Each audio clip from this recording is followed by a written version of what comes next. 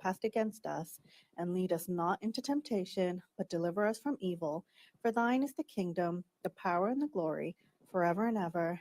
Amen. Almighty God, who in thy wisdom and goodness hast appointed the office of rulers and parliaments for the welfare of society and the just government of men, we beseech thee to behold with thy abundant favor us thy servants, whom thou hast been pleased to call to the performance of importance thrust in these islands. Let thy blessing descend upon us here assembled, and grant that we may treat and consider all matters that shall come under our deliberation in so just and faithful a manner as to promote thy honor and glory, and to advance the peace, prosperity, and welfare of these islands, and of those whose interests thou hast committed to our charge. And this we beg for Jesus Christ his sake. Amen. The grace of our Lord Jesus Christ, and the love of God, and the fellowship of the Holy Spirit be with us all evermore. Amen. Thank you. Morning, members. House is now in session.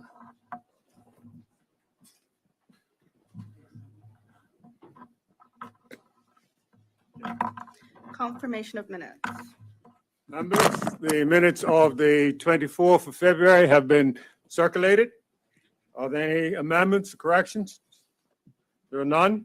The minutes will be printed as confirmed. The minutes from the 27th have been deferred. Messages from the governor. There are none. Announcements by the speaker. The announcements this morning are the members have indicated they won't be present today. The following list are absent today with the Premier, the Minister Hayward, MP Lister, MP and MP Wade. Messages from the Senate. There are none. Papers and other communications. There are none. Petitions. None. Statements by ministers and There's junior ministers. One statement this morning from Madam AG. Madam, would you like to present your statement? Good morning, Mr. Speaker. Good morning. Thank you. Mr. Speaker, following concerns raised by campaigners and parliamentarians about behavior known as revenge pornography, the government created a new criminal offense to ensure that this behavior is fully captured by the criminal law. Revenge pornography is a broad term, usually involving an individual, often an ex-partner, uploading onto the internet intimate sexual images of the victim to cause the victim humiliation and embarrassment.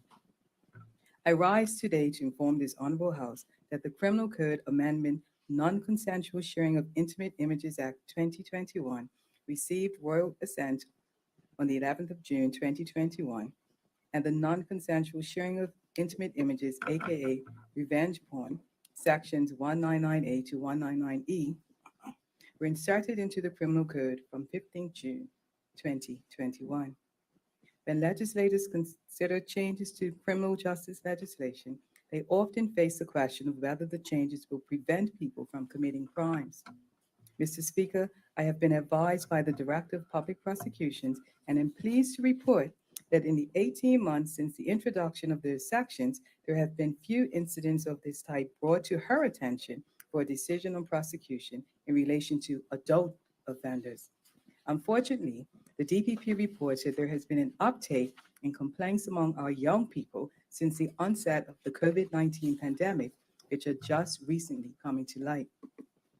In deciding whether to bring a public prosecution in relation to these complaints, the DPP has shared that when assessing whether a prosecution is required in the public interest, attention must be given to the principles set out in the Code for Crown Counsel, but that also in these cases, one factor that may warrant particular consideration is the involvement of younger or immature perpetrators.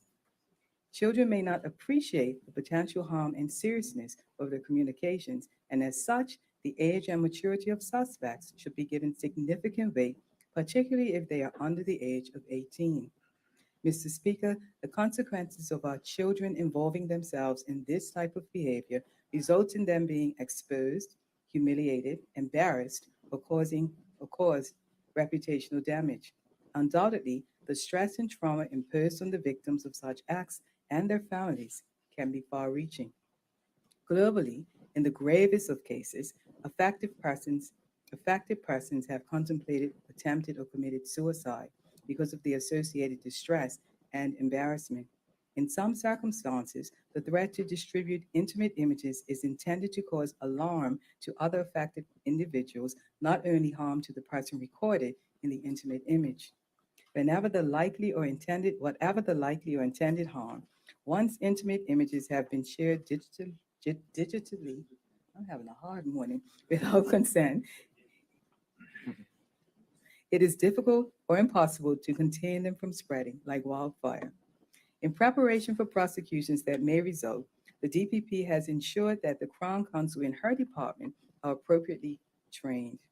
The department's November 2022 trainings specifically involved a discussion on framing and definition of terms, an examination of the statutory infrastructure that supports a revenge porn prosecution, and advocacy techniques that prosecutors might find useful in the presentation of these cases. As a result of this training, a specific policy for the prosecution of those offenses is being created by the DPP. Mr. Speaker, the Department of Public Prosecutions works closely with the Vulnerable Persons Unit of the Bermuda Police Service. A team of representatives from the Department of Public Prosecutions and from the Vulnerable Persons Unit will soon commence a series of presentations at Cedar Bridge Academy to educate students about matters concerning revenge porn, intimate and prohibited images, and child abuse material. It is hoped that other senior schools will soon follow suit. Mr. Speaker, the government has been unfaltering in reforming our laws to ensure adequate safeguarding of our children and guaranteeing that the new child safeguarding laws are effectively implemented and operationally successful. In closing, Mr. Speaker, I extend additional gratitude to the DPP and her stalwart team of Crown prosecutors and witness care officers for their persistent efforts to support victims and achieve successful prosecutions in these extremely sensitive cases. When speaking on this topic, Mr. Speaker, I always close with a clarion call to the public to remind us that every child deserves a safe and healthy childhood, which means that we must all remain vigilant and play our role as we continue to protect our children from those who seek to cause them harm. Thank you, Mr. Speaker.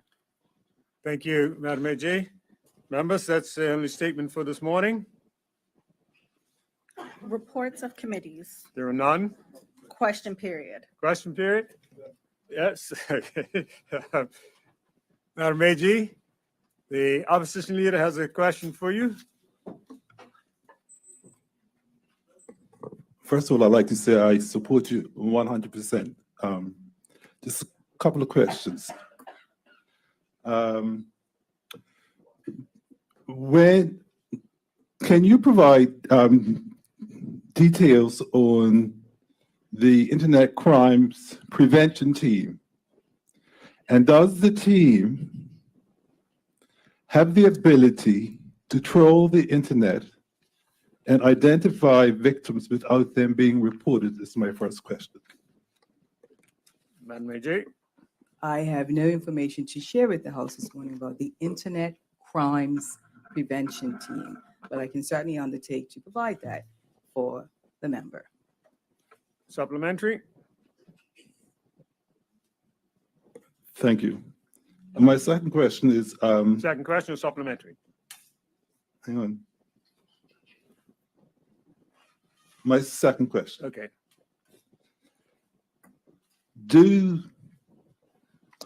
As far as the legislative process is concerned, do you have a charge initiated by reporting an incident, or can it be done proactively as a result of trolling the internet?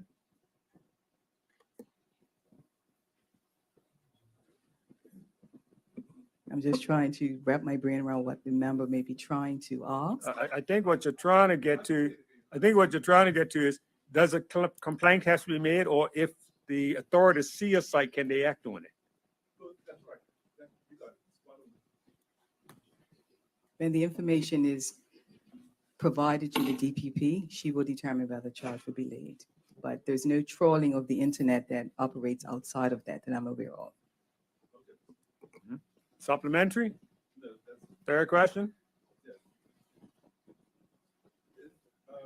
Where can victims and families Your mic, Mr. Where can victims and families of victims go to secure mental health support in government should they be impacted by this, even if they haven't reported anything? Mr. Speaker, all members of the community who are impacted by crimes and other matters can seek the services that are available either privately or through MWI. Okay, thanks it. No supplementaries. That brings us to a close of the question period for this morning. We'll now move on. Congratulatory and/or obituary speech. Does any member wish to participate in the congratulatory speeches this morning? MP Swan, are you okay? Yes, Mr. One sec, Speaker. one sec. Minister Weeks? Member wants to speak behind you. Yeah, MP Swan, you have your 3 minutes. Mr. Speaker, good morning and good morning to the listening audience. I would like to be associated with a couple of condolences offered in my absence recently, Mr. Speaker, and Ms. Esther Harvey from Wellington Slip Road. Condolences were extended by the honorable member from Devonshire earlier in the week, and I was unable to associate myself with those remarks. I was stunned to learn that she had passed when I was overseas, particularly when a WhatsApp from her came to me, inviting me to a party, which turns out to be her wake. And I called around to find out that she had passed away. And my condolences go out to all the Harvey family out there in Wellington, and the Harvey and the Fogo family that she is, and all her family and friends connected also with St. George's Cricket Club. And also in my absence, Mr. Speaker, a young former protege of mine from way back, Brian Morris, passed away. I've known Brian. I knew Brian's father before him. Played golf with his father in the early 70s in the Bermuda Open. I shared a picture with him during his illness that I had this picture in the Royal Gazette with his father, which he was very proud of. But Brian was one of my many apprentices in St. George's in the early 80s.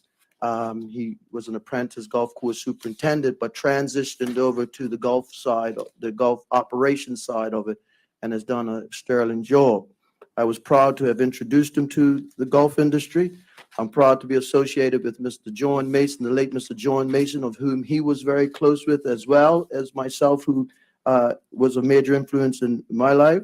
And I was proud to have presided as chairman over the last 2 years of his life when he was regularized under our administration as a golf pro at the head golf pro at Ocean View Golf Course, where he did sterling work right up into his passing.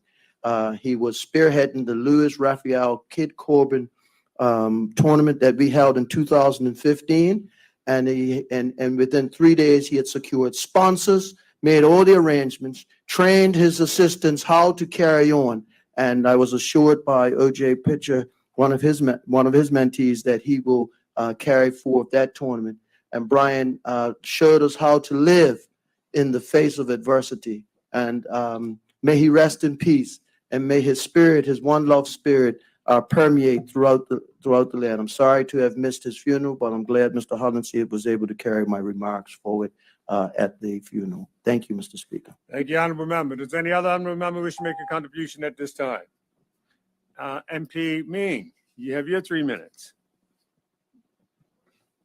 Morning. Good morning, Mr. Speaker and listening audience. I'd like to send thoughts and prayers out to the family of Grace Washington from Queen Street in St. George's. Most of us who knew her knew as Aunt Grace. She has encouraged many of us, even in this room today, in terms of aspirations in life, whether they have been political or just to do well. If you know her history, she's one of those long-standing old-time nurses. And she often would give you advice on bay leaves for a cold and not just some Robitussin, and the use of aloe and things like that. So I would like for her family to know that they're in our thoughts and prayers at this time. I think you're actually associating because you I'm may have been on associating, Monday. So Um, you're associating Member yourself with Phil Mondays. Simons and Yes. also MP Kim Swan. Mhm. I would also like to send belated birthday wishes to Mr. Robert K. Horton, who celebrated his 75th birthday yesterday. Yes. He's a Somerset guy, but for us Barclayites, he is definitely one who we would have all had some contact with, whether he taught you or not. He knew your parents, he knew where you came from, and he actually knew how to get them. I'd also like to associate MP Tyrrell, MP Swan, MP Burgess, The and entire Phil house. Simons. The The entire entire house. house would like to wish RKH a happy 75th birthday.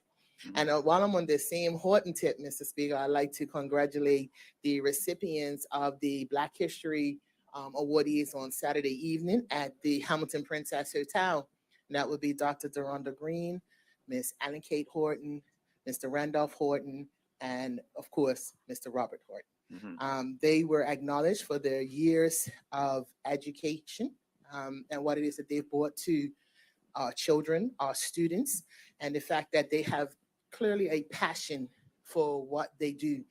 And, in my young age that I am, I often speak about the old time teachers and the methods and the techniques that they use.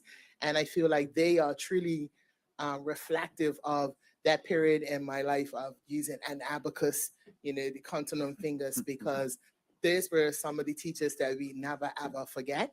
And I'd like for them to know that they are truly are appreciated outside of this house, but they're also appreciated inside this house as well, Mr. Speaker. Mhm. So thank you very much. Thank you, MP Ming.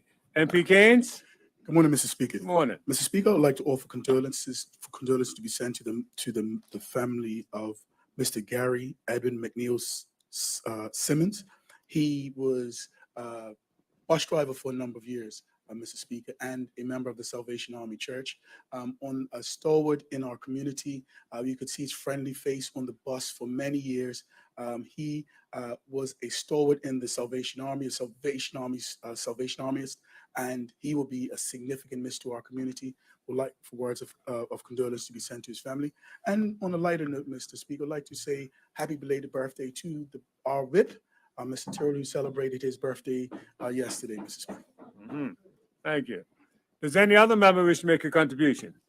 Mr. Terrell, you have your 3 minutes. Good morning, Mr. Speaker, and thank you. Good morning, colleagues and listening audience. Mr. Speaker, on a sad note, let me start with asking for condolences to be sent for the late Miss Ruth Naomi Thomas, a constituent of mine in Smiths Avenue. Miss Thomas was the sort of person that walked softly but carried a big stick. Mhm. She never was short on telling me, because she listened to us up here quite often. She had listened to us up here quite often, and she would always tell me she thought we were wrong in doing some things, and she was never short on that, and also gave advice as well. So she will certainly be missed by her friends, her family and friends, and those of us in the near Jones's Village area. Mr. Speaker, I should also, I guess, thank my colleagues for their kind words. I did get many phone calls in between trying to play golf yesterday, but I thank them anyway for that. Thank you. Trust me, it did. Thank you, Mr. Speaker. Thank you, honorable member. Does any other member wish to make a contribution? MP Dunkley, you have your 3 minutes. Thank you, Mr. Speaker. Good morning to colleagues. I'm sure the Honorable House would like to be associated with these congratulations, but congratulations to young Mr. Levrock and his century yesterday Yes, in helping Bermuda to a very fast historic win. yes. It is truly amazing Mhm. to learn of a feat like that, and congratulations to him and the Bermuda team. And it does show that with patience and persistence, it can happen. There's a lot of talent in that team, and I'm sure they'll go to higher places, Mr. Speaker. I do note that he does play for the champions of Cup match. Thank you, Mr. Yes. Speaker. Thank you. Thank you. And Minister Ferbert? Yes, good morning, Mr. Speaker. Mr. Speaker, I'd like to send condolences to the family of Linda Bell Hodge. Linda Bell Hodge is the wife of Melvin Hodge, constituent of mine, and also the mother of Shannon and Linda Meisner. Mr. Speaker, Linda, she was very special, particularly to my constituents. She did help in the capacity of agent, where she would help during election time. And remember, in the election of 2017 and the election of 2020, she sat there the whole time with me. And so I'm so very thankful for persons when they do give up their time and their commitment and volunteer their time for efforts such as this. And so again, I want to give condolences to the family of Linda, just to let you know that she will be sorely missed. Want to give congratulations, Mr. Speaker, to the Mirrors program. I attended a super camp ending ceremony probably about 2 weeks ago. Mirrors has been a program that has been there for many years now, and the children that participate absolutely love it. And they get so much good information in regards to the 8 keys of excellence, and and hopefully, when you hear about the 8 keys of excellence, they are keys that can be taken over to every aspect of life, even for us as adults.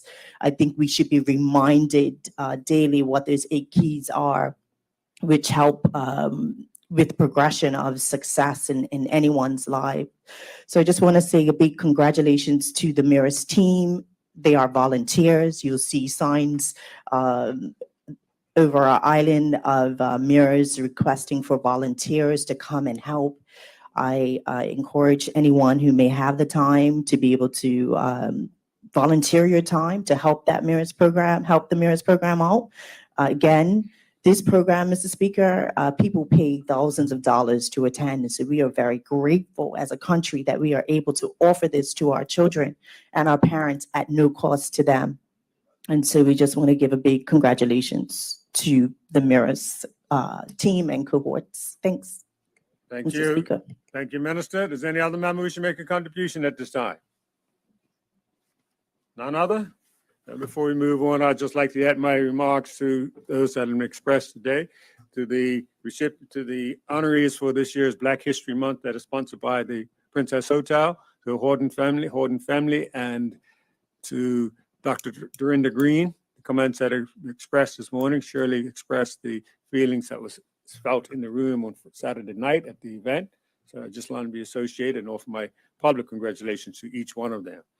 Also to the condolences for Linda Hodge family, and I think Minister Farber, I'd just like to support, follow in your footsteps of the remarks that you made, and that yes, her presence will be missed for those who knew her and her community as well. And on Monday, when we acknowledged the Black History Month that Paget Primary put on, we forgot to acknowledge the principal. So I'd just like to take a moment to acknowledge Principal Rihanna and her outstanding leadership that she does each year to ensure that this program is a success for the school, but also as a learning tool for her students. So congratulations, and encourage her and her entire staff. With those remarks, we'll move on. Matters of privilege. There are none. Personal explanation. There are none. Notice of motions for the adjournment of the House on matters of urgent public importance. There are none. Introduction of bills. None. Government bills. None. Opposition bills. None. Private members bills. None. Notice of motions. There are none. Orders of the day. Members, we're now at the point where we start the orders of the day. And as everyone knows, and again, for our listening audience, we're in the annual budget session. And today, as always, there are 8 hours allotted for the debate on the respective ministries and departments. And we'll start this morning with the Ministry of Health, and they have 5 hours. And the remaining 3 hours will be on the Ministry of Social Development and Seniors. And again, for the listening audience, when we go into Committee of Supply or into committee, the speaker is out of the chair. So for those 8 hours, the next 8 hours, the House will be in the hands of chairmen. And once the deputy moves us into committee, I believe the first chair this morning is MP Pearman. Is that correct? Okay. Deputy? Good morning, Mr. Speaker. Good morning to Morning. the listening public and members of the legislature.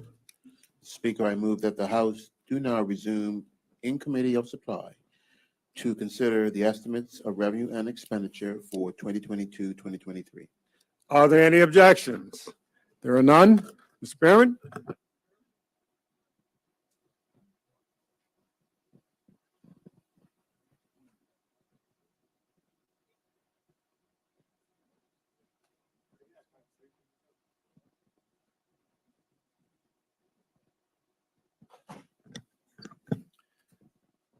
Good morning, honorable members and members of the listening public. We are now in the Committee of Supply for further consideration of estimates and revenues and expenditures for the years 2023, 2024. And today we have the Ministry of Health heads 21, 22, 24, and 91, which I believe are all four of the heads for the ministry, are now to be debated. And I call on the minister in charge, the Honorable and Learned Kim Wilson, to proceed. Minister, you have the floor. Thank you. It's now 10:27, which I believe means we finish at around 4:56 or thereabouts, 4:57 or thereabouts. Thank you. Thank you. Good Please proceed. morning. Good morning, Mr. Chair.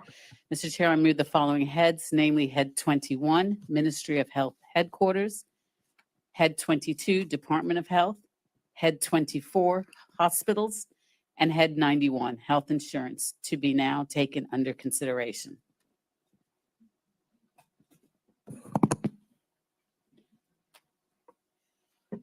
Mr. Chair, the Ministry of Health budget is found on pages 148 to 169 of the estimates of revenue and expenditure. Mr. Chairman, I am here today with great pleasure to present the budget for the Ministry of Health overall, starting with Head 21, the Ministry of Health Headquarters, found at pages 149 to 153 of the budget book. The mandate or the mission of this particular ministry, Head 21, the mandate of the ministry headquarters is to make Bermuda healthier. Expenditure overview.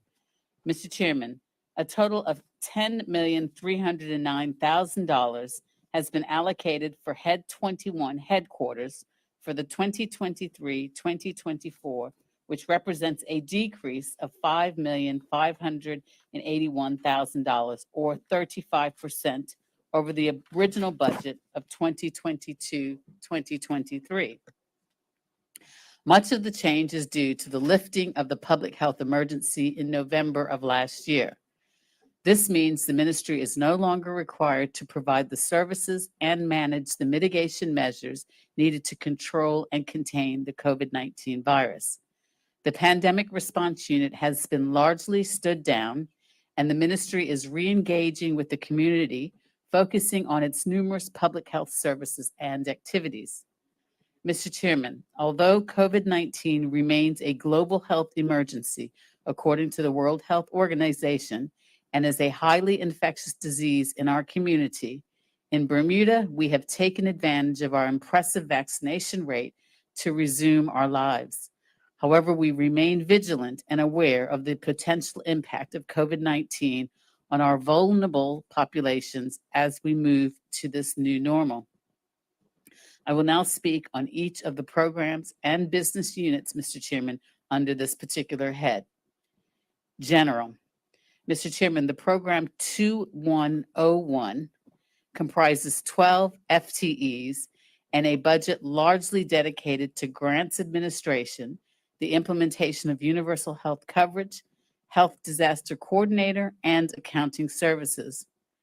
The program's total budget, Mr. Chairman, on page B149 of the budget book, is $9,185,000. Of that, $4,328,000 is set aside to support the implementation of universal health coverage and to cover expenses associated with the day-to-day operations of the ministry, including the accounts section. $4,161,000 is for grants, and $158,000 is for health disaster coordination, which is a legacy of the ministry's National Health Emergency Function. The balance of $538,000 supports the ministry's Corporate Services Policy Directorate.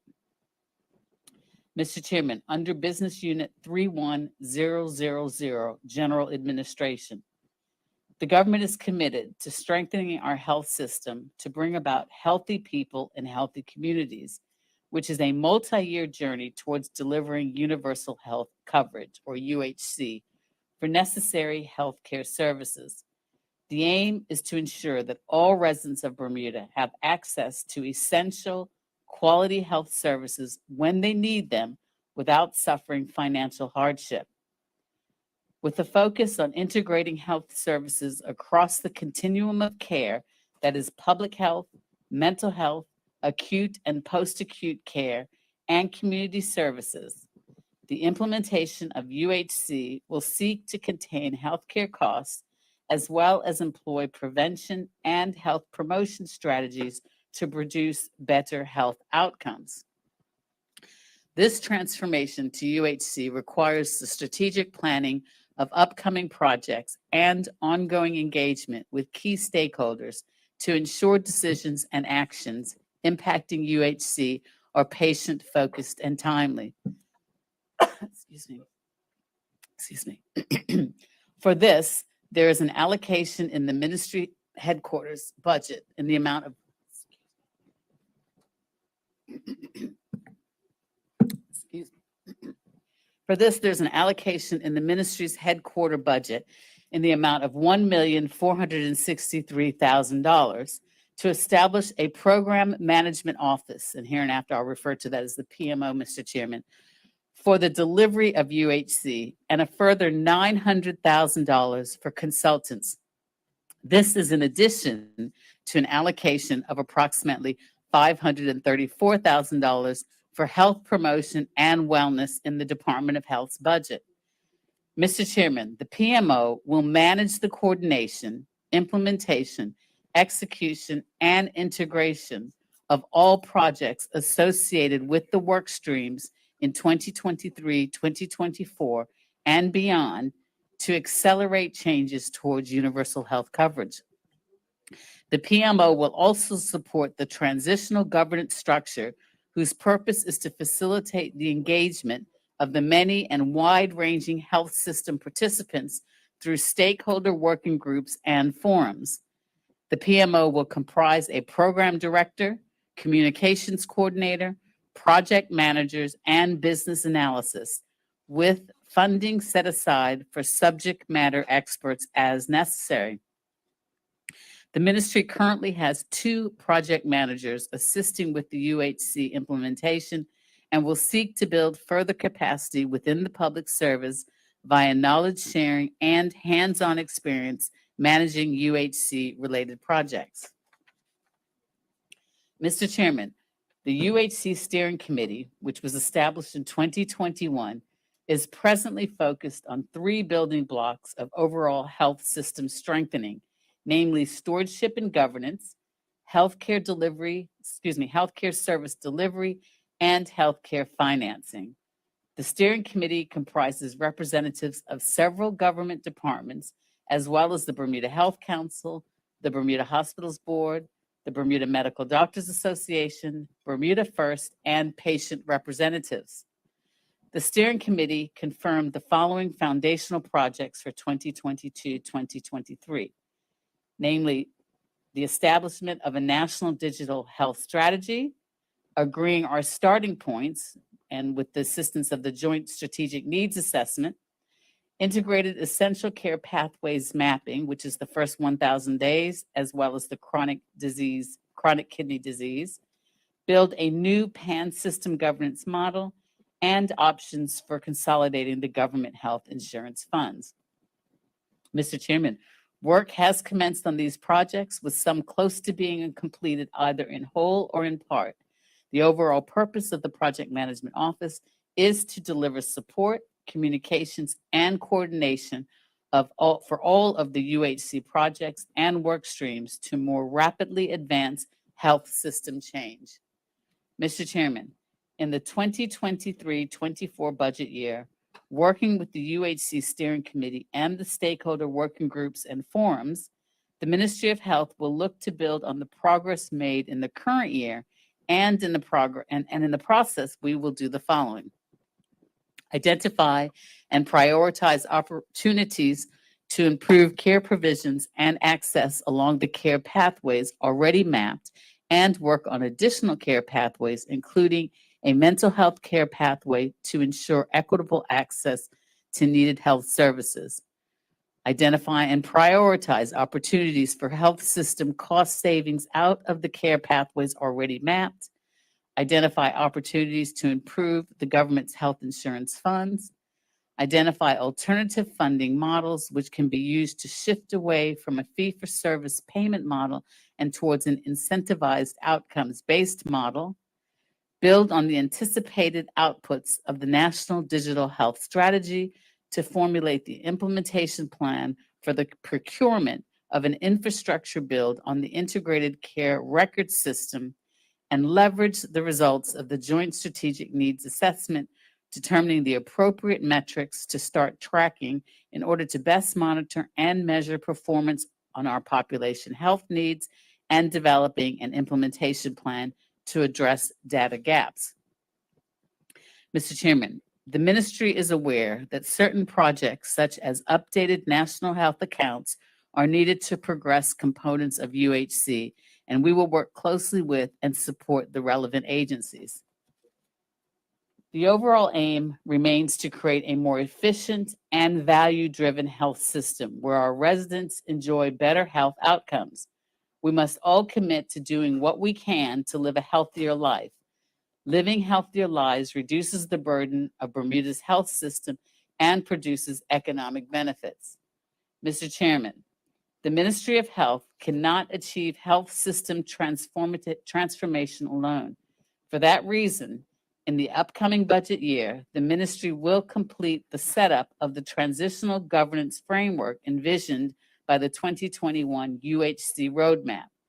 It provides a structure for collaboration and engagement with the wider Bermuda community beyond the steering committee through a broad stakeholder group comprising nurses and the allied health professionals, the island's private insurers, the Chamber of Commerce, local and international business, and third sector organizations.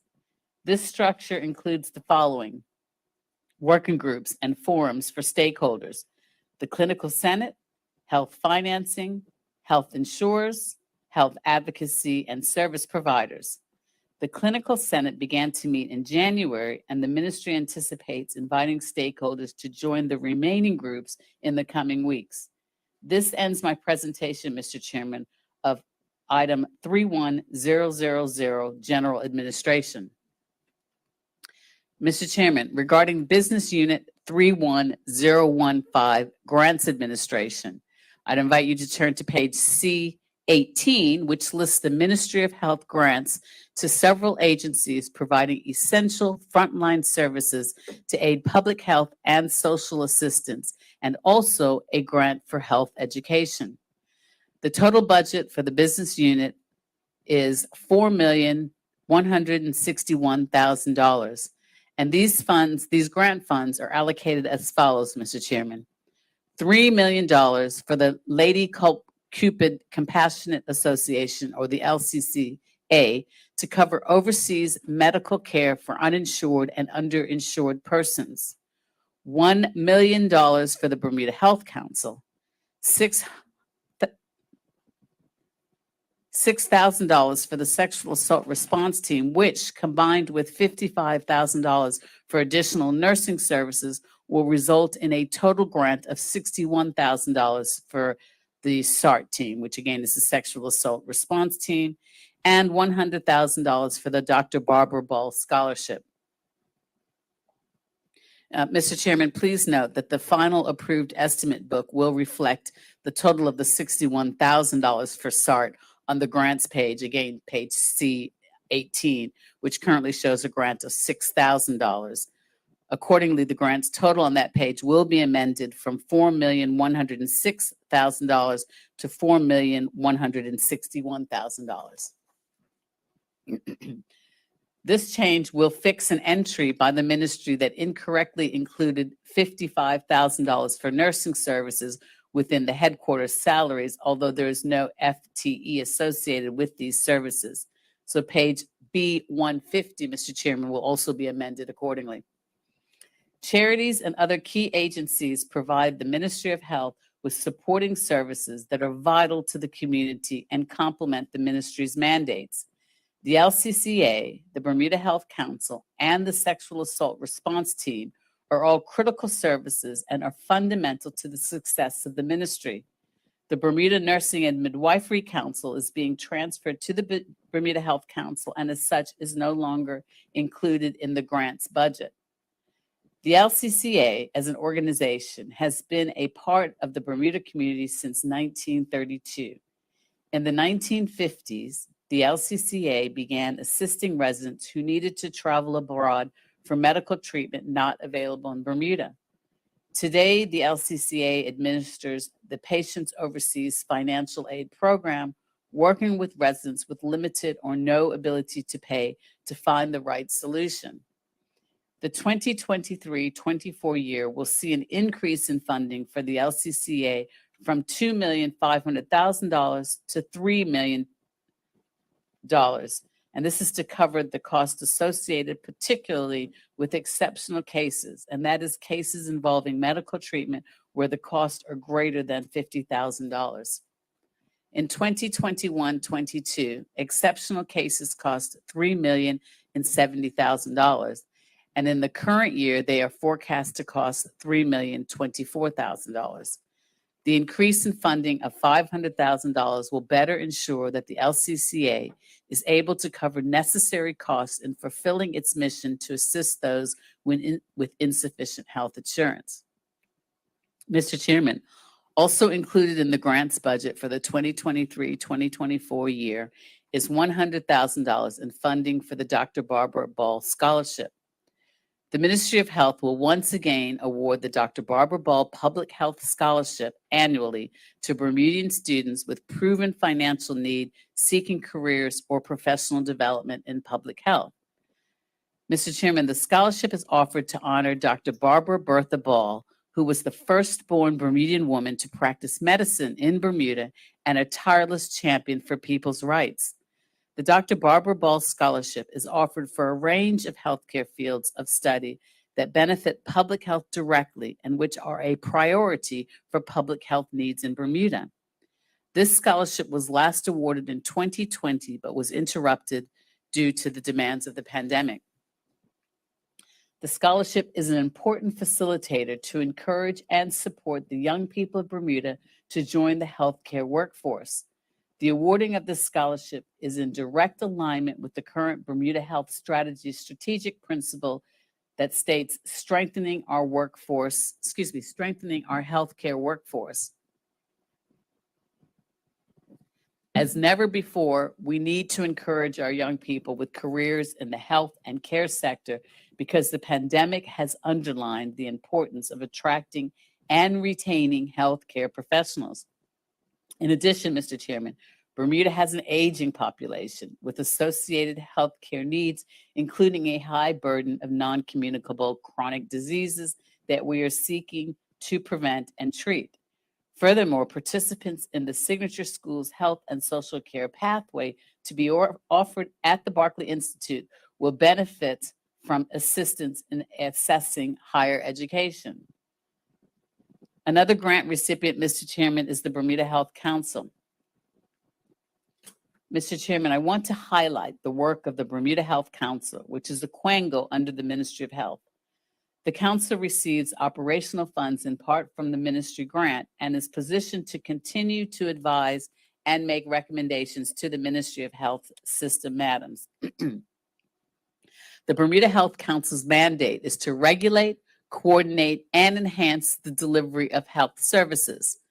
The grant for the Bermuda Health Council can be found again on page C18, and the cost center related to it is 6895 under the Ministry of Health. In 2023-2024, the Health Council's grant will be $1 million, which is the same support level as the previous 2 years. The council has been continuously involved in critical initiatives in support of health system improvement. During the coming year, the Health Council will play an essential role in progressing Bermuda's universal health coverage goals, including strategic initiatives around digital health, procurement, and health system financing. These projects are in addition to their regulatory activities related to health professionals, health businesses, and health insurers. The Health Council will also be systematically working on major projects towards improving the National Drug Formulary, social determinants of health, long-term care, kidney transplantation, population health education, and health workforce capacity. The Health Council's grant is primarily supplemented by a transfer from the Mutual Reinsurance Fund, licensing fees paid by health insurers, and licensing and registration fees paid by regulated facilities and health professionals, for a total budget of $4,300,000. Mr. Chairman, in 2022-2023, the work of the Health Council centered on 4 strategic areas, namely regulation, quality and standards, and finance and economics, with oversight by audit and governance. I will outline some of the year's achievements now, Mr. Chairman. Regulation. As the primary regulator and registrar of the health system, the Council facilitated the administrative functions of most health professional bodies and health professional conduct committees, and managed licensing functions in respect of select health facilities, namely diagnostic imaging facilities, laboratories, hospitals, nursing homes, and residential care homes. The Health Council enhanced its paperless process for the registration of over 650 non-physician, non-nursing health professionals by adding online payment to its resource toolkit. This continuous modernization of processes and the change management required to be effective has its challenges, as any process transformation would have. However, these interventions do align with the Health Council's objective to reduce the administrative burden of on the statutory board members, so that they have increased bandwidth to strategically enhance their specialized fields towards the improvement of population health in Bermuda. In early fiscal year 2024, the Health Council is planning to introduce a change of registration processing by transitioning to a blockchain-enabled platform. The aim is to reduce the processing time of health professionals' renewals, registration applications from 6 to 8 weeks down to 7 days. Mr. Chairman, modernization of regulatory processes continued in 2022-23 with the digitalization of the care home inspection process and reporting tools. Now, instead of paper scoring, inspections are occurring on tablets with electronic scoring tools, thus reducing human error and bias in the scoring methodology. The Health Council understands how important long-term care is to this country and is continuing to put in place a stronger foundation that will not only support the sector, but ensure that there is adequate accountability entrenched in its operations. This foundation includes collaborating with Age Concern to support long-term care leaders in forming a Long-Term Care Administrators Association. This professional association is intended to assist in regulating and setting quality standards in relation to the provision of services within this market. The Health Council also commenced a financial review of the operations and finances of care homes. In addition, in respect of long-term care regulatory activities, the Health Council continues to work collaboratively on streamlining the complaints reporting and handling process which involves partnering with the teams of Aging and Disability Services under the Ministry of Social Development and Senior, as well as the Bermuda Nursing and Midwifery Council. Mr. Chairman, in response to concerns about the affordability of prescription medication, the Bermuda government provided the Health Council with the mandate to implement the Bermuda Drug Formulary.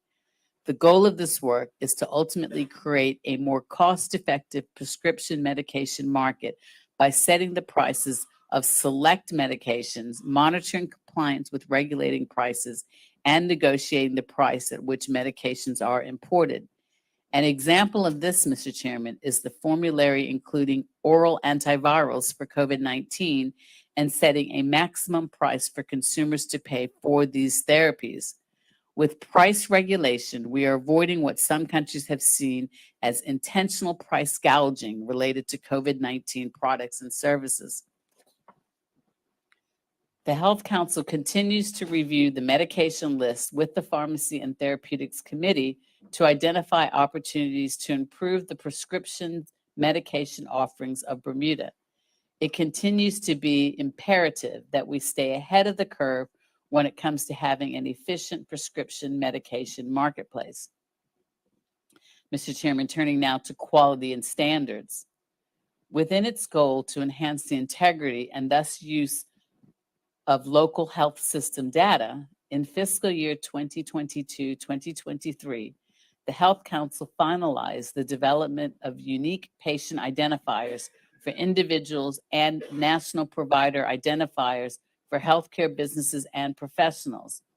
While the initial intent was to integrate the unique patient identifiers into the Bermuda Hospital Board's PEARL system prior to launch, the Health Council is working with BHB to integrate these identifiers into the next phase of development and subsequently to require its use in the processing of health insurance claims and transactions. Mr. Chairman, as a transition towards greater standardization is still evolving, this modernization of data will lead to a much better understanding of our population's health needs in the future. This is a key element, Mr. Chairman, that continues to be discussed in the National Digital Health Strategy Project's working groups as part of UHC, and is an area where the Health Council is continuing to play a lead role. During the upcoming fiscal year, the Health Council will build on its other recently implemented information technology systems for case management, health data analytics, and online payments by working with other health system stakeholders to build a more comprehensive healthcare business directory and social services network platform, roll out digital inspection applications, and provide more transparency for its health data. The goal being for consumers to be able to delve into anonymized data to understand better how the local system runs and where there may be room for improvements and evidence-based innovations. The Health Council also manages the program which supports the kidney transplant coordination. Through this program, education on kidney transplants is being conducted and comprehensive coordination is provided to those who have been designated to receive a new organ. Through this program, Mr. Chairman, we have seen the highest rate of kidney transplants occurring in the country's history. Right now, dialysis costs approximately $135,000 per patient per year, and collectively, for our 200 patients, close to $30 million a year. Each transplant that is done is estimated to save as much as $700,000 over a 10-year period for each of those patients receiving a kidney transplant.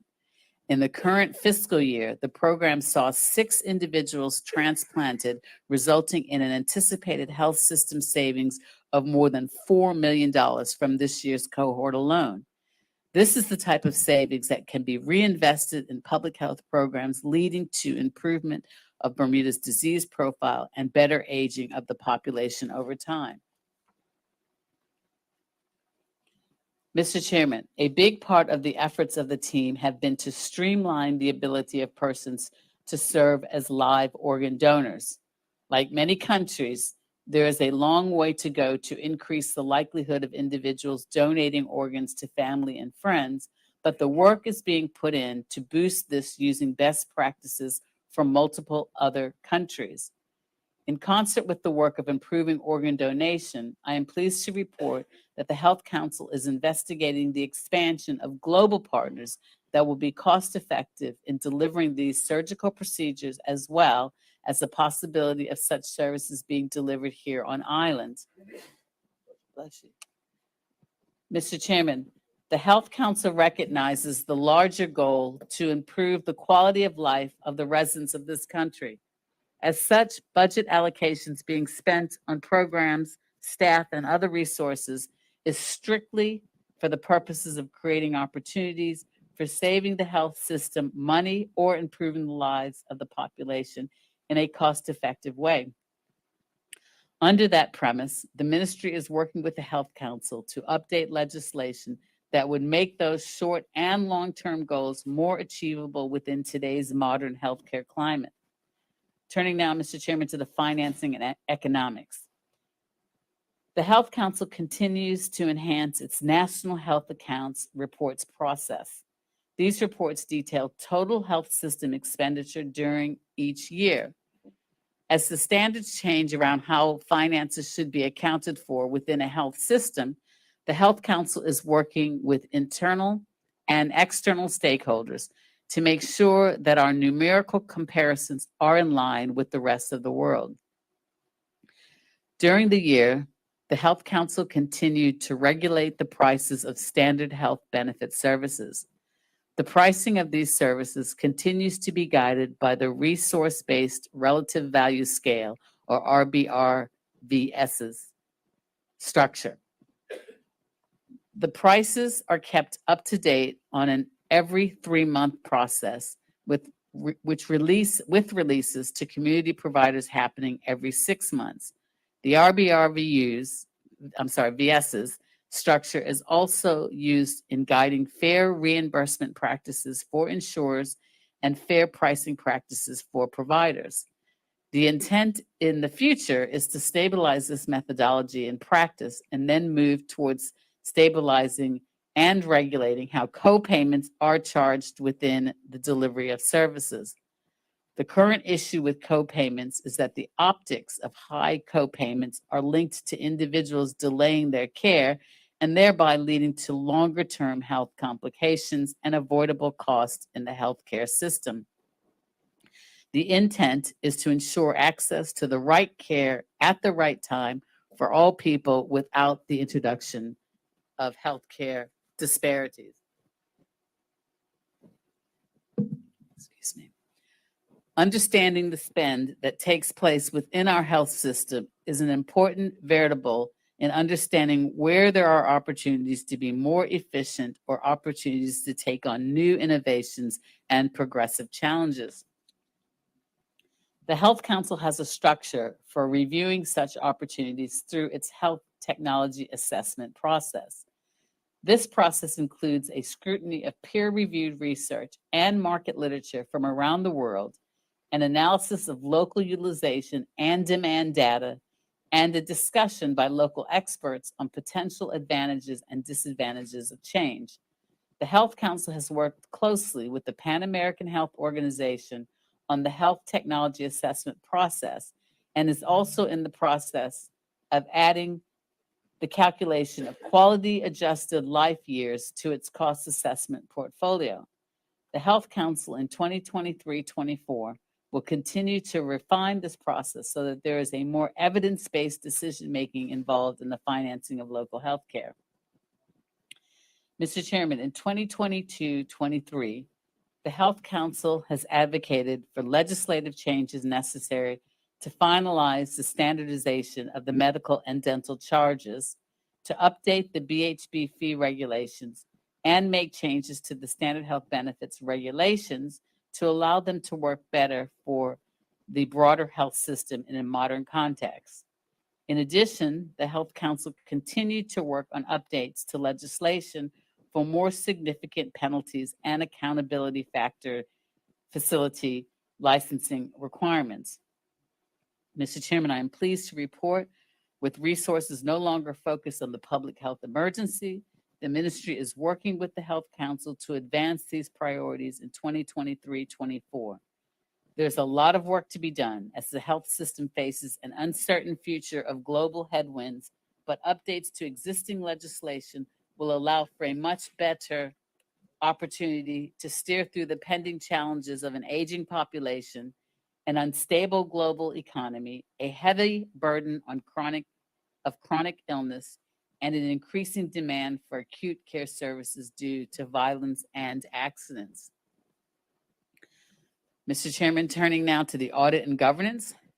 The Health Council has a track record of timely financial transparency and through working in close collaboration with the Auditor General, have year over year tabled on time and unqualified audited financial statements. The Health Council's annual reports and financial statements are completed through fiscal year 2021, and the ones for fiscal years 2022 are in progress. The Health Council looks forward to completing this financial audit and then preparing for the audit for fiscal year 2023 to commence once this fiscal year ends in March 23. The Health Council's team of 19 staff continues to have a successful paperless office, with most of its information sharing occurring via electronic means. The Council also continues to review and enhance its information technology tools so that it can progress to become more efficient and thus be a more cost-effective resource to both the government and health system alike. Mr. Chairman, turning to the future. Looking forward to 2023-2024, the Health Council will continue with its wide remit of performing functions that improve the health system. As the population and its health needs evolve, it is important for the Health Council to maintain agility in how it accomplishes its mandate. As it continues to promote community involvement and solution generation through the innovation program, the Health Council also looks to support the next generation of health professionals through education, mentorship, and exposure programs.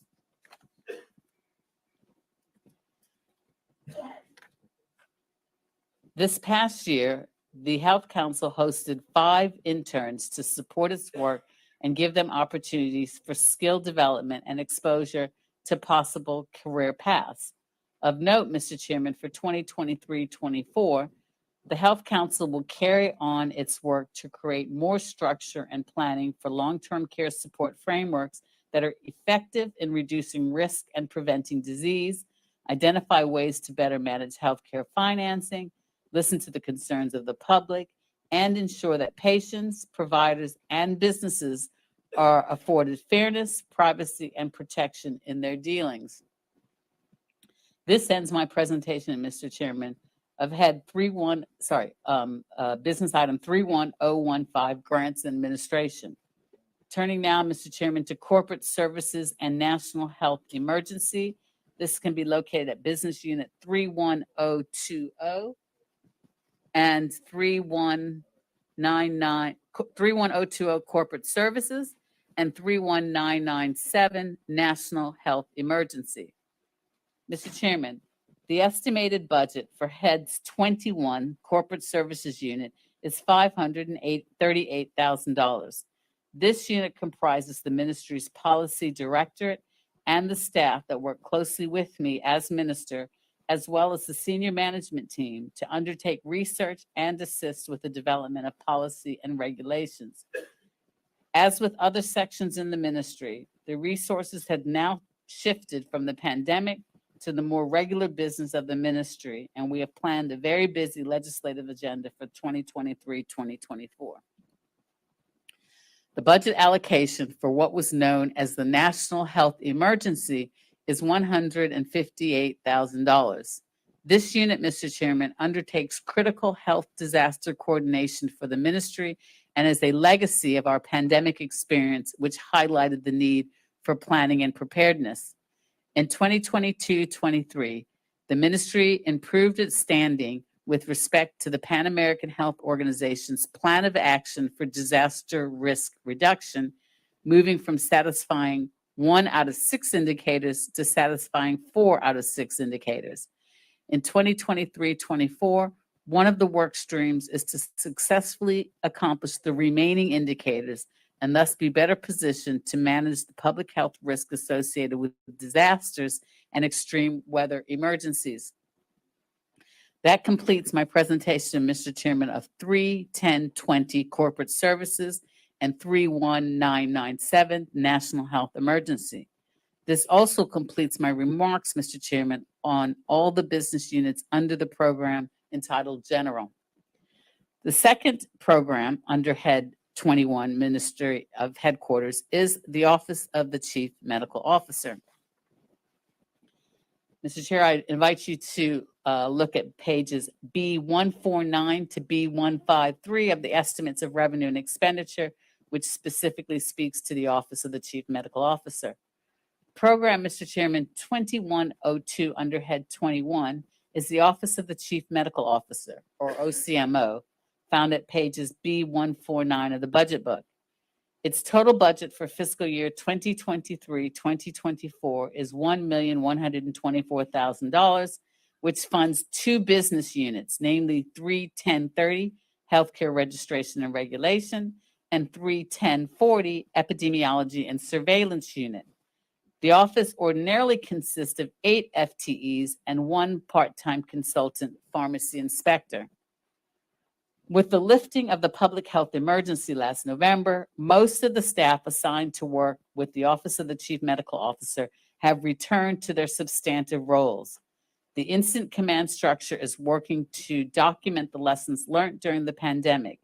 Examples of good practice are now being embedded into the day-to-day practices across the health economy. The remit of the Office of the CMO consists of 5 primary duties. 1, registration and regulation of healthcare professionals. 2, pharmaceutical drug control. 3, epidemiology and surveillance. 4, statutory public health responsibilities. And finally, health emergency planning, resilience and response. Mr. Chairman, over the past 8 years, the Office of the CMO has undergone significant reorganization of its structures in order to facilitate optimum efficiencies and to ensure delivery of an effective and robust statutory service. Previously, the OCMO registered all healthcare professionals besides nurses and psychologists, as well as registering healthcare facilities, namely hospitals, pharmacies, clinical laboratories, and diagnostic imaging facilities. From 2020, the OCMO transferred most of its registration and regulatory functions relevant to healthcare professionals and facilities to the Bermuda Health Council. The Office of the CMO currently manages the registration and re-registration of medical practitioners, as well as the registration and regulation of pharmacies.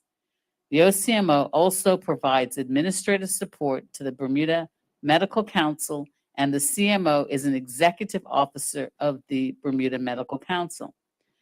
The office retains functions relevant to medical practitioners and pharmacy regulation. This includes oversight of the registration processes, the management of patient concerns, and ensuring best practice clinical standards are in place and maintained to protect and support the delivery of ongoing high-quality medical and pharmaceutical care in Bermuda. In addition, this office manages the administration for the Professional Conducts Committee for medical practitioners on island. Mr. Chairman, the OCMO's pharmaceutical drugs control responsibilities include ensuring annual inspections of pharmacies are conducted and monitoring the importation of prescription drugs. This includes ongoing checks of controlled or banned drugs to ensure that these items are kept safe and are only received by appropriate responsible healthcare businesses and individuals. Additionally, the office ensures Bermuda stays within its assigned quotas of controlled drugs and reports on controlled drug importation to the International Narcotics Control Board, or the INCB, in Vienna, Austria. The INCB monitors compliance with the United Nations International Drug Control Conventions. This office also ensures that medications imported to the island are in keeping with the provisions of the Pharmacies and Poisons Act. Health protection and community health assessments are two essential public health functions carried out by the Office of the CMOs, Epidemiology and Surveillance Unit, or the ESU. The ESU, Mr. Chairman, monitors the occurrence of diseases on the island, both infectious diseases and select chronic non-communicable diseases, to help prevent and control their spread and impact. The ESU receives reports from individual healthcare providers and laboratories and will investigate unusual disease occurrences. The provision of contact tracing and case management functions and services are integral to preventing and/or mitigating any future outbreaks of disease. Periodic community health surveys are conducted to monitor and document the health of Bermuda's population. The Steps to a Well Bermuda survey, which is planned in 2023-24, is just one example. Data from community health surveys provide population health information that is essential, Mr. Chairman, to setting health system priorities and for planning. Mr. Chairman, additional functions of the Office of the CMO are to facilitate legislative functions, advise government departments on health matters, and to support the essential regulatory work of statutory boards and councils. The office also serves as Bermuda's public health focal point for communications with regional and international authorities such as the World Health Organization, or WHO, the Pan American Health Organization, PAHO, and the Caribbean Public Health Agency, CARPHA. Essential collaboration with these partners provide Bermuda with access to facilities to develop and train our public health professionals and to support and implement strategic plans and technical assistance for the prevention, mitigation, and management of public health emergencies, including preparedness for disaster management and extreme weather events.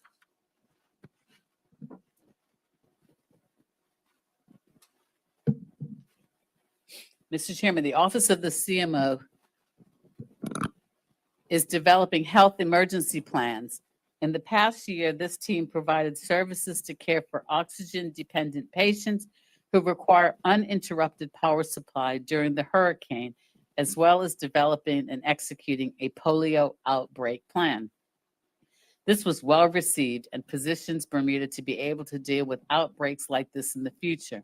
The office works closely with the Health Disaster Coordination Unit.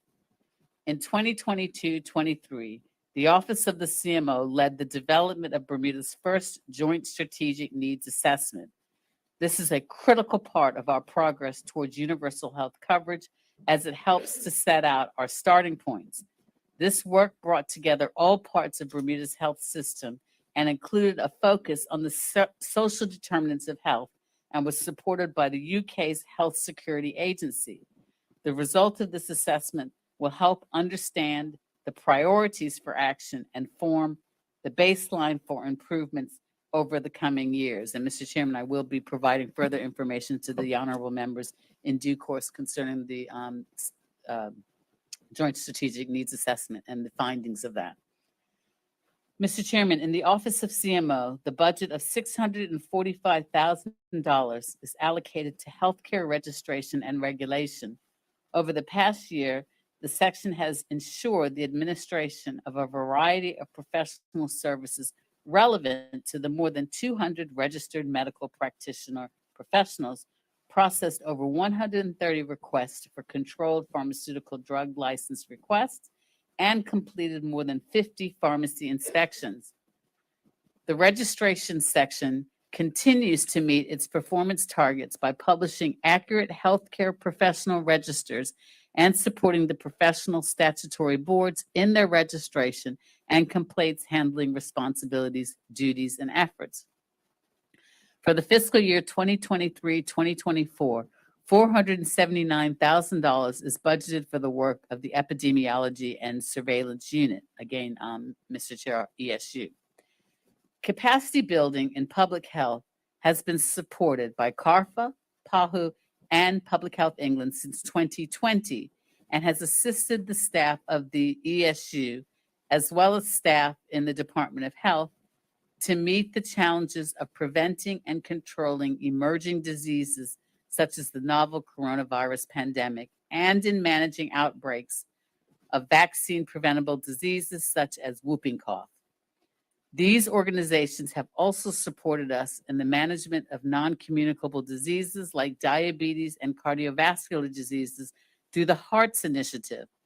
Through the tireless work of the Public Health Emergency Response Team, or FERT, and the Surveillance Assessment Response Team, the Office of the CMO coordinates and collaborates with a broad range of health and other community stakeholders island-wide to prevent and mitigate public health threats. The relationships established and maintained via FERT, or the Surveillance Assessment Response Committee, have proven to be priceless for the efforts of mitigating the COVID-19 virus during the past 2+ years. To date, there have been over 18,000 cases of COVID-19 identified in Bermuda and sadly 158 deaths. This pandemic has impacted the lives of all Bermudians and has also had a profound impact on our economy and the fabric of our society. It is fair to say that without the dedication and expertise of the OCMO, the Epidemiology and Surveillance Unit, and the entire Ministry of Health team, Bermuda could have fared so much worse. The Office of the CMO entire workforce has dedicated their lives to the response of the COVID-19 pandemic, which spread around the entire world and spared no country. Mr. Chairman, the trend of lower reported cases of communicable diseases other than COVID-19 has been reversed in 2022. This may be related to lifting of the mandatory public health measures implemented to control the COVID-19 pandemic, such as physical distancing and mask wearing. We now have more reported cases of influenza, RSV, and strep throat infections like many other countries in the world. The ESU has managed, Mr. Chairman, 225 individual case reports of communicable diseases in addition to managing COVID-19 in 2022. Mr. Chairman, the OCMO has continued to provide critical support to the vaccination program to ensure that all eligible residents of Bermuda are vaccinated and protected from the COVID-19 virus. Working with colleagues in the Foreign Commonwealth and Development Office and Government House, OCMO worked tirelessly to secure vaccines for all the residents of Bermuda. We must also acknowledge the incredible efforts of both Government House and the UK to assist us with the supply of these critical vaccines at this most challenging of times. In all, Mr. Chairman, by the 31st of January 2023, our vaccination teams have administered over 200,000 vaccinations. Impressively, our mass vaccination campaign ended with 75% of the general population is immunized with 2 doses, and this rises to 85.6% when you consider just our residents over the age of 65. Additionally, 68.8% of the eligible population has received their first booster, with many people going on to receive second and third boosters. The more recent vaccines have been administered through collaboration with doctors' offices, community pharmacies, and third sector organizations. Mr. Chairman, if I could, I would stand here today and use my entire 5 hours allocated to this ministry to applaud and salute the tireless efforts and contributions of the entire health team across the island, including our volunteers and all of our partners in the private and public sectors. Not only have we held our own against this powerful foe, but we have also managed to, at the same time, sustain delivery of essential medical services across the board. This historic pandemic threat that has held our small nation to ransom has only been managed due to the dedicated and tireless efforts, devotion, and collaboration of every single sector and person in our community. Our nation has once again shown how our camaraderie and community spirit has allowed us to triumph over adversity, and we are going to require the same ongoing dedication and effort to overcome the long-term impacts of the pandemic in the future. Mr. Chairman, finally, the development of the important chronic disease register continues to evolve and be refined. We are rebooting efforts at establishing a chronic renal disease register that was stalled by the onset of the pandemic. This is going on in partnership with the Bermuda Hospitals Board's tumor registry. We expect this to be up and running within the coming year and provide valuable insight into this disease that is a source of suffering and high cost to Bermuda. Mr. Chairman, this ends my presentation for Program 2102, the Office of the Chief Medical Officer. In addition, Mr. Chairman, this concludes my remarks with respect to Head 21, the Ministry of Health Headquarters. Thank you, Honorable Minister. If that's a convenient moment just to pause for a second. Honorable members and members of the listening public, we are in the Committee of Supply for further consideration of estimates and revenues and expenditure for the year 2023-2024. This is the debate on the Ministry of Health. There are four heads, and we have just concluded, Honorable Minister Kim Wilson's just concluded the Ministry of Health Headquarters. This is a 5-hour debate ending at 4:57 p.m., and we are approximately 1 hour into the first, we've almost finished the first hour of the 5-hour debate. Minister, when you're ready, please continue with, I believe, Head 22. Yes, thank you, Mr. Chairman. You're correct. Head 22, the Department of Health. Mr. Chairman, I invite you to turn to page B154 and 1-164 of the budget book, which speaks specifically to Head 22, again, the Department of Health. Mr. Chairman, it gives me great pleasure to present the budget for Head 22, the Department of Health, which again can be located on pages 154 to 164 of the budget book. The total current expenditure is estimated to be $30,429,000 for the 2023-2024 budget. This represents an increase of $1,739,000 compared with the original 2022-2023 budget. Vision and mission. Mr. Chairman, the Department of Health's vision is healthy people and healthy communities. The department's mission is to promote and protect optimum health and well-being in Bermuda. The 290 Department of Health officers, which are located on page B157, work in 25 public health programs, represented as 31 discrete business units in the budget book. And this is all designed to assure the health and well-being of the general population.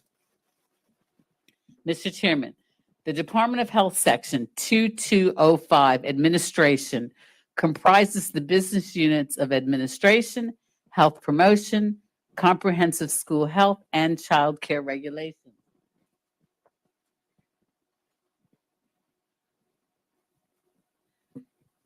Units under Unit 32230 Administration. The 2023-24 budget estimate for Business Unit 32230 Administration is listed on page B155 and is $429,000. Mr. Chairman, public health services are more important now than ever, given the toll that the COVID-19 pandemic has taken on our community. The Department of Health efforts are focusing again on prevention of non-communicable chronic diseases and mental health. It is fair to say, Mr. Chairman, the post-pandemic period is proving challenging. Not unlike jurisdictions around the world, healthcare workers are experiencing burnout and a depletion of resources.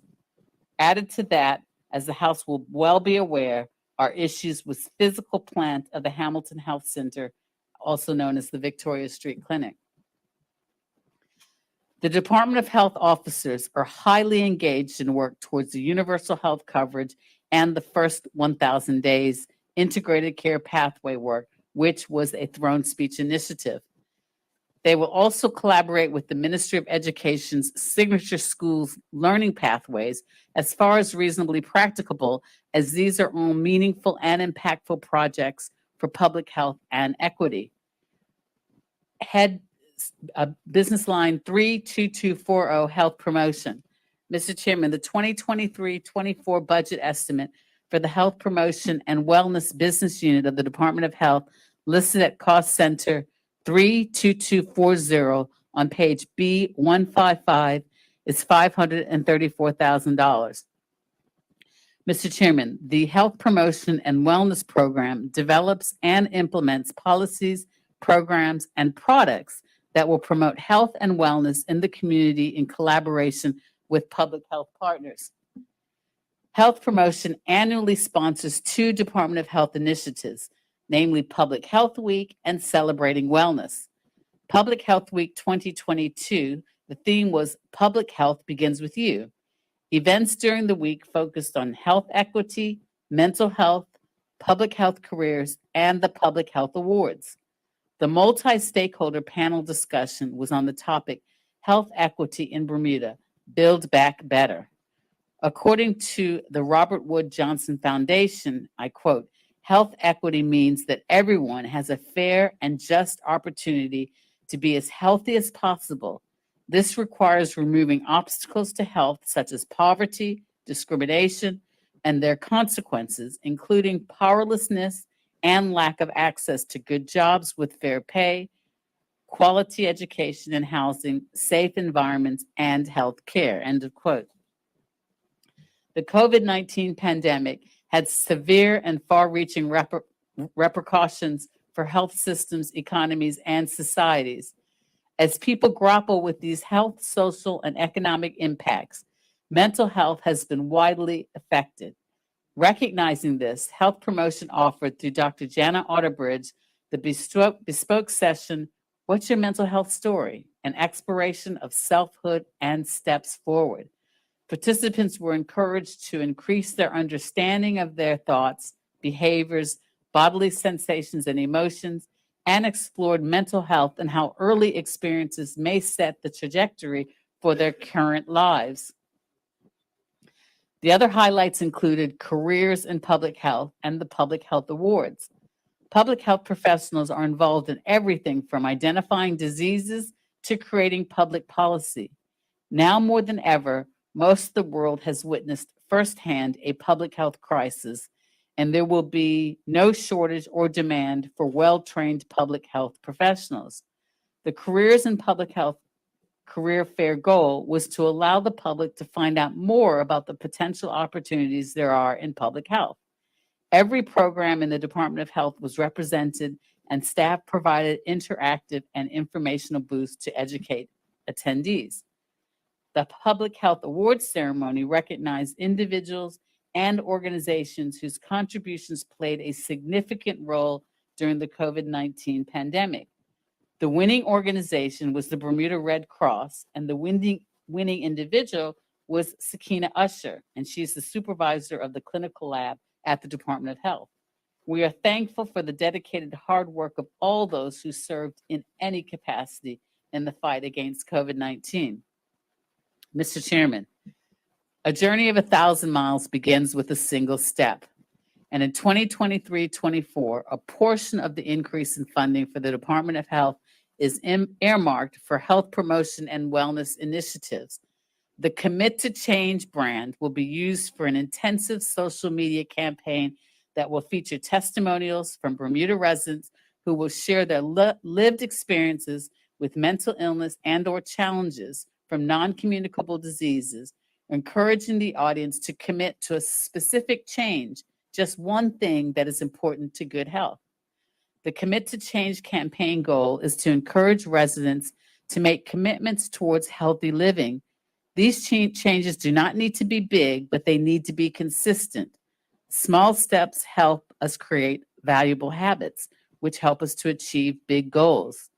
Instead of undertaking a huge makeover, you might be able to improve your health with a series of small changes. This approach may take longer, but it could also motivate you to make some big changes. Small intentional steps that people can make are as follows, Mr. Chair. Choosing water. Cutting out just one sugar-sweetened soda can easily save you 100 or more calories a day. And over a year, that can translate into a 10-pound weight loss. Eating more vegetables. Start by eating one extra vegetable each day, and you can add them to a smoothie or combine them with other foods to boost your meal. The best choice when choosing between frozen, fresh, or canned vegetables is what works best for you, your routine, and your family so that you can simply consume more vegetables. Exercising daily. I'm looking over at the whip, who I know is a regular exercisee. If you don't exercise at all, start with a 10-minute walk and increase the minutes as you get stronger. To make sure you'll stick to it, pick a physical activity that you enjoy and match your abilities. Balancing mental well-being by reducing stress, which is critically important. Try breathing slowly and deeply for a few minutes a day. It can help you relax. Slow, deep breathing may also help to lower your blood pressure. Mr. Chairman, stigma hinders mental health help-seeking behaviors. Considering the small size of Bermuda's community, it is hard for some with mental illness or a mental disorder to seek help. It is therefore imperative to develop strategies in our communities for destigmatizing mental health. According to the World Health Organization, 1 in 7 10 to 19-year-olds experience a mental disorder, depression, anxiety, and behavioral disorders, which are among the leading causes of illness and disability among adolescents. And again, Mr. Chairman, that can be located at the World Health Organization, and that was a 2021 study. Mr. Chairman, in 2023-24, the Community Adolescent Mental Health Training Program will train school-based health professionals, including school nurses, allied health professionals, which include speech pathologists, occupational therapists, and physiotherapists, the Healthy Schools Coordinator, the Ministry of Education's counseling services, and sporting organizations. Participants in the program will learn about stigma, complete the youth mental health first aid course to learn about adolescent development, signs and symptoms of common disabling mental health problems and crisis situations, learn when and how to refer students, and to promote anti-stigma in the school and sports clubs environment. As a result of the training, Mr. Chairman, it is anticipated that participants will be instrumental in changing the culture around mental health, increase help-seeking behavior, and destigmatizing mental well-being. This target audience will help to address the health issue from an early education and developmental perspective and provide a safe and supportive environment for student mental well-being. Mr. Chairman, HEARTS in the Americas. This is a Pan-American Health Organization's flagship initiative for improving high blood pressure control and heart disease risk management in doctors' offices using a standardized treatment protocol. HEARTS has been implemented in 24 countries in the Americas. In Bermuda, funding will be made available in the 2023-24 for the Department of Health and a number of collaborating primary care physicians to demonstrate that the HEARTS protocol can get improved results locally and to harvest the learning before the protocol is eventually rolled out, and made available to the entire health system. The HEARTS protocol is a simple, practical, and easy to follow treatment protocol that can vastly improve control of high blood pressure. The HEARTS protocol features specific drugs and specific doses to control blood pressure in a format that is easy to understand and implement in Bermuda's health system to save lives. Other countries that have adopted HEARTS are seeing faster, sustainable control with consistent actions being followed by physicians, clients, and their relatives. In addition to medication, HEARTS includes counseling and support for lifestyle change and diet, which, added to reducing high blood pressure, can reduce obesity and the risk of heart attack and stroke. The COVID-19 pandemic demonstrated how the burden of non-communicable diseases in Bermuda with an aging population creates serious vulnerabilities in our population generally and also with respect to infectious diseases. The HEARTS protocol is a direct alignment with the Bermuda Health Strategies 2022-27, namely promoting healthy living and preventative care. Mr. Chairman, Celebrating Wellness was back as an in-person event last year. This annual event is geared towards increasing awareness and promoting measures to address the epidemic of non-communicable diseases, or NCDs, which continue to severely impact the health, economy, and development of Bermuda. The focus was Celebrating Wellness, Carnival-Ready Health Extravaganza. When preparing to participate in a carnival, you must prepare to be ready for the road. Maintaining a healthy lifestyle should be your number one priority in the months leading up to the event. In order to combat NCDs, we need to make commitments to live a healthy lifestyle, moving more every day, choosing water, eating more vegetables, and protecting our mental well-being. It is important to note that we must work together as a community if we are going to tackle the chronic diseases and non-communicable diseases like diabetes, heart disease, and cancer. The goal of the Department of Health is to reduce the number of Bermuda residents who have or are at risk for chronic disease. The health promotion team raised awareness of the department's programs through regular use of radio PSAs, social media posts, namely Facebook, Twitter, and Instagram, the health promotion calendar, and online directory of helping services. And of note, the awareness levels of specific programs, for example, epidemiology and surveillance unit, significantly increased due to more interaction with these programs during the pandemic.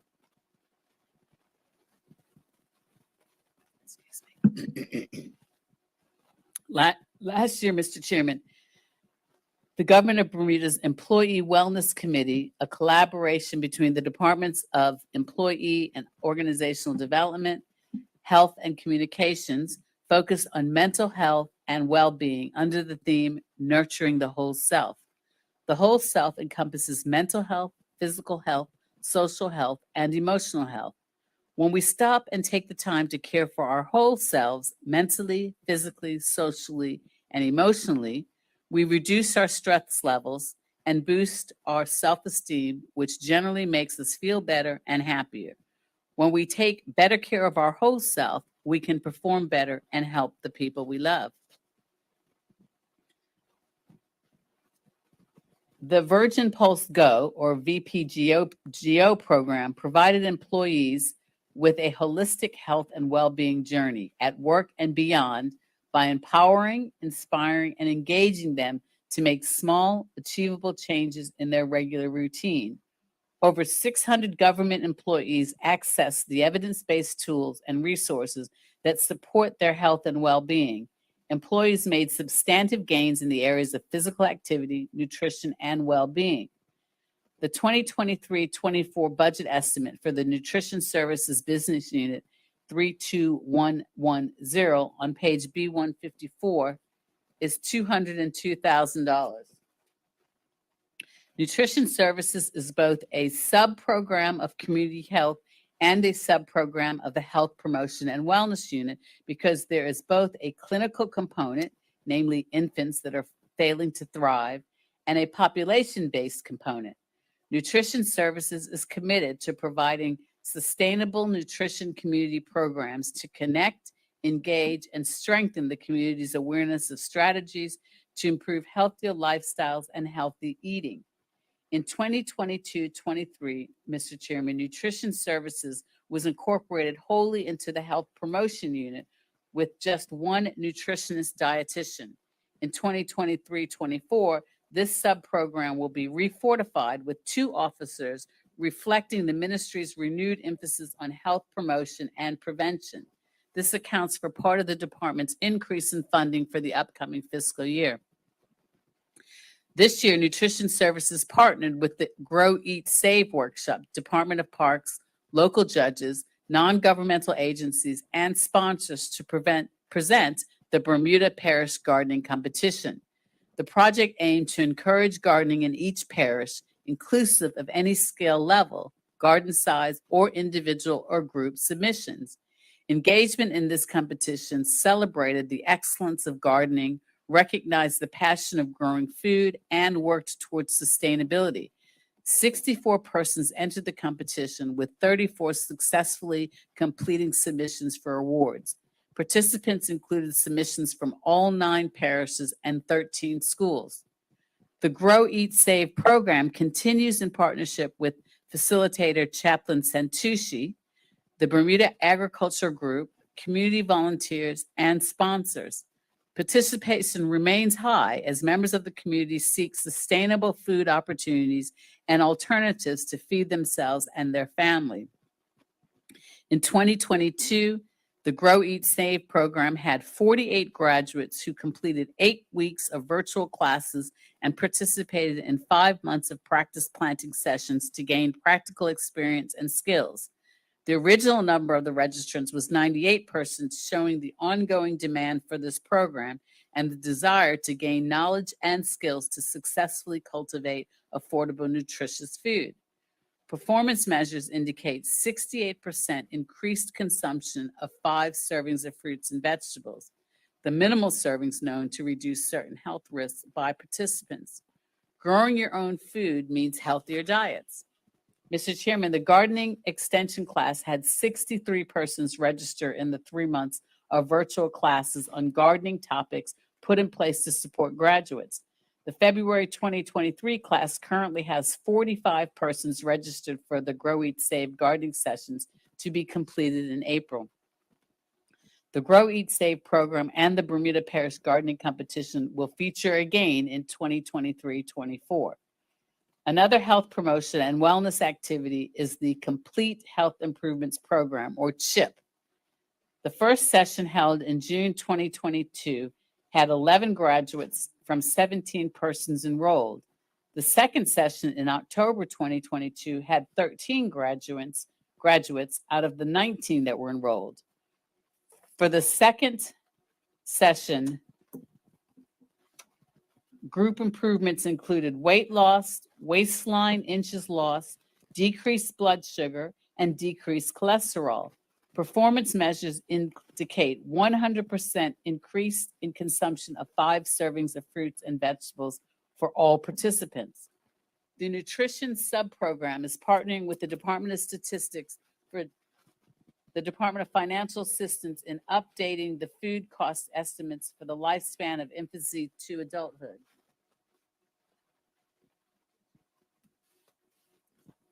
Inclusive of pregnancy. Nutritionists have been attending the supply chain meetings under the leadership of Mr. Dean Rebane for consultation regarding any risk for food shortages.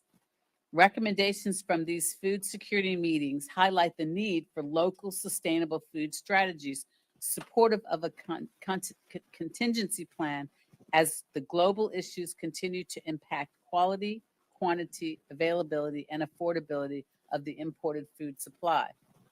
Mr. Chairman, the 2023-24 budget estimate for the Comprehensive School Health, aka Healthy Schools Business Unit, is located at page B155, Business Unit 32265, and it represents a $124,000 budget. This budget figure reflects the decision to have health schools as a separate business unit rather than as part of the Department of Health's business units, and accounts for the funding line item in the budget book. Healthy Schools promotes health in schools through such government departments as Education, National Drug Control, and mirrors community health partners, including the Bermuda Diabetes Association, the Bermuda Cancer and Health, Bermuda Underwater Exploration Institute, and the Department of Health school-based programs such as child and school health, nutrition services, oral health, community rehabilitation services, and environmental health. Healthy Schools has 10 components of health, have been adopted by 31 of the 33 public and private schools since 2007. In compliance with the school nutrition policy, The Healthy Schools team is working more closely with the Department of Education to limit all fast food deliveries to schools for any reason and food-focused fundraisers to no more than once a month in schools. Healthy Schools has provided schools with recommendations for non-fund fundraisers. All but one public school has a bottle filling station, making fresh, clean water the easiest choice. All private schools have filtered water systems and/or bottle filling stations.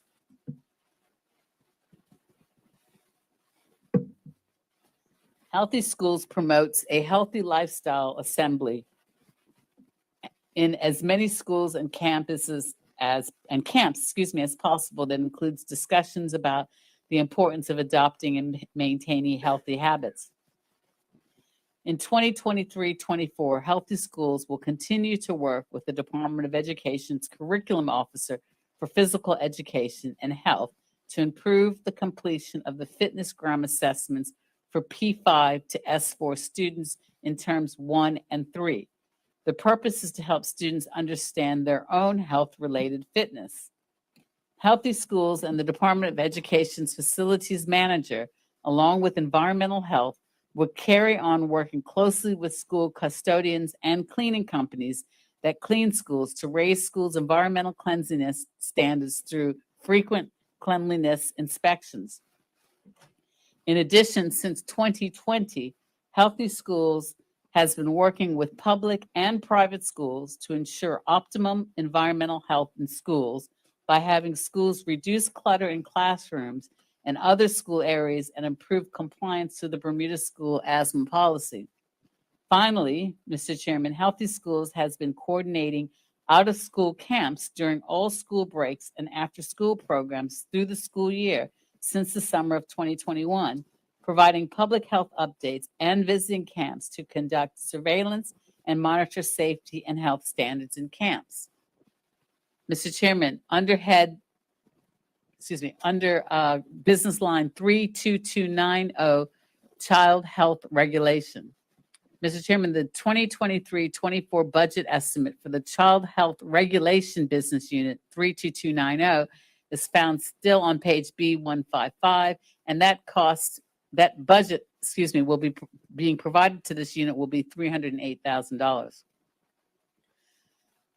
Over the last fiscal year, all eligible child care providers, or CCPs, those caring for a maximum of 3 children in a home setting, underwent the STARS inspection, and the results were posted on the government website to educate the public and increase transparency. The majority of child care providers met or exceeded the minimal standard, receiving 3 stars, which is satisfactory, 4 stars is very good, and 5 stars is excellent. Daycare centers, that is nursery schools, Mr. Chairman, also underwent their pilot stars inspections in preparation for their full stars inspection, which will take place in 2022. Again, the majority of daycare centers met or exceeded the minimal standard. Daycare centers and child care providers that did not meet the minimal standard were given additional monitoring and support or placed on a provisional license if warranted. While some centers have readily made the needed improvements, a small number of daycare centers remain provisionally licensed and are displaying provisional licenses in their premises until matters are fully remedied. This STARS inspection tool is comprehensive and allows the officers to evaluate aspects of child care while providing support and guidance throughout the process. To support the child care providers as well as the daycare centers, quarterly meetings are held to strengthen the lines of communication and provide updates and support related to inspection process. These meetings also afford the providers the opportunity to offer feedback and make recommendations related to the inspection process. And in fact, one of those such meetings took place last evening, Mr. Chairman. There is ongoing collaboration between the Child Care Regulation Education Officer, the Bermuda College, and the Department of Education to reintroduce the Child Care Certificate in the year ahead. Until such time as the course becomes available on island, the education officer has researched and shared viable online options for those seeking education in the field. In addition, the education officer provided professional development opportunities and training to providers. And this ends, Mr. Chairman, my remarks with respect to Section 2205 Administration. Turning now to community health. Mr. Chairman, the Department of Health, Section 2201, Community Health, found on page B154 of the budget book, comprises 13 business units and has a 2023-24 estimated budget of $22,282,000. Line item 32030, Child Health. Mr. Chairman, the 2023-24 budget estimate for child health listed again at line item 32030 on page B154 is $2,927,000. Child health budget in 23-24 will increase by $263,000. The largest contributors to this increase are rising cost of shipping and medical supplies and vaccines, which represents $145,000.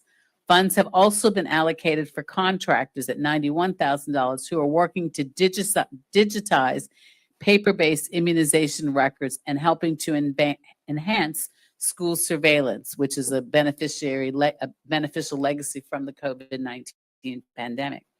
Mr. Chairman, the Child Health Unit consists of 4 sections: immunization, child health, school health, including asthma education, and travel health. These sections provide preventative and curative health services for infants, children, adolescents, adults, seniors, and the traveling public. These are conducted through various clinics, schools, and community settings. Services include health and developmental assessments, screenings, referrals, treatment of minor ailments, health education, health promotion, anticipatory guidance, adult and senior immunizations, and travel consultation for travel to high-risk areas. Bermuda's expanded program of immunizations plans for the needs of vaccines in the child and adult schedules. So again, Mr. Chairman, expanded program of immunizations, which is EPI. EPI procures most of its vaccine through the Pan American Health Organization's revolving fund. This process assures safe, effective, and quality vaccines. Universal access for many of the vaccines is provided through the public and private sector. Mr. Chairman, all of the sections in Child Health 32030 were impacted by resource reallocation in response to the COVID-19 pandemic. However, due to the relaxation of the COVID-19 protections and the expiration of the public health emergency order, most of the reassigned members have returned or transitioned back to their previous roles, with some taking up leadership positions. The focus of all team members within all sectors is to re-engage with their clients and recommence services with an emphasis on mental health and social well-being. Some staff continue to support Port Health and long-term care to strengthen the gaps that have been identified during COVID-19. Data on immunization coverage shows a level of 86% for 2-year-olds, a decrease of 2% from the previous year.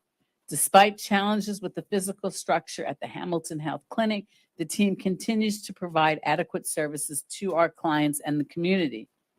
Vaccine hesitancy, Mr. Chairman, remains a challenge, and the Child Health team is working on strategies to provide the community with education relating to vaccine-preventable diseases. Persons continue to question the administration of all routine vaccines. In 2023 to 24, the vaccine hesitancy strategy of 2022 to 26 will be reigniting activities along with launching the Healthy Bermuda BDA app, tentatively set, Mr. Chairman, for April 23 during the vaccination week of the America celebrations. The staff continues to work diligently with clients on catch-up immunizations for their children. Mr. Chairman, expanded programs and immunization, or EPI. EPI training is conducted annually by healthcare professionals in the public, private, and institutional setting and allied partners. Data from the 2022 annual Flu Express indicated that 1,340 doses of the flu vaccine were administered from the eastern, central, and western areas of the island. Clients were able to register and make online payments, so this was essentially a paperless initiative in collaboration with the Information and Digital Technologies team. The flu vaccine is administered in all of our clinics and with the distribution to long-term care facilities and the private sector. During our Flu Express, collaboration was provided from various sectors of the community.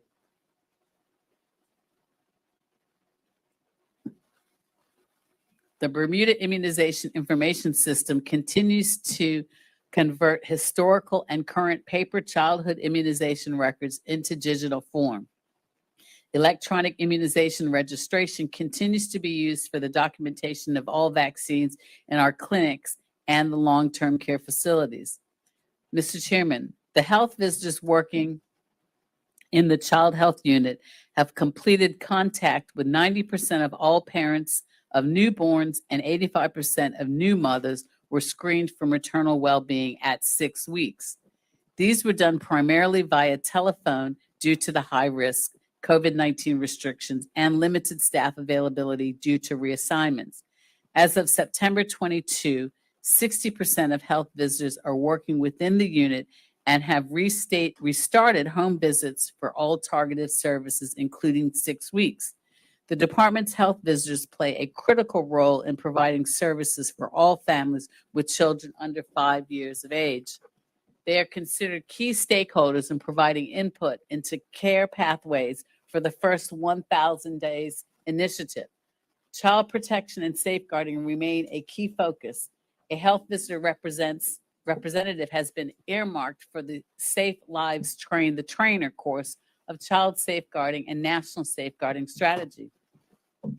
Mr. Chairman, the school health program continues to be challenged with human resource issues, and just 15% of school health and development assessments were realized in this fiscal year.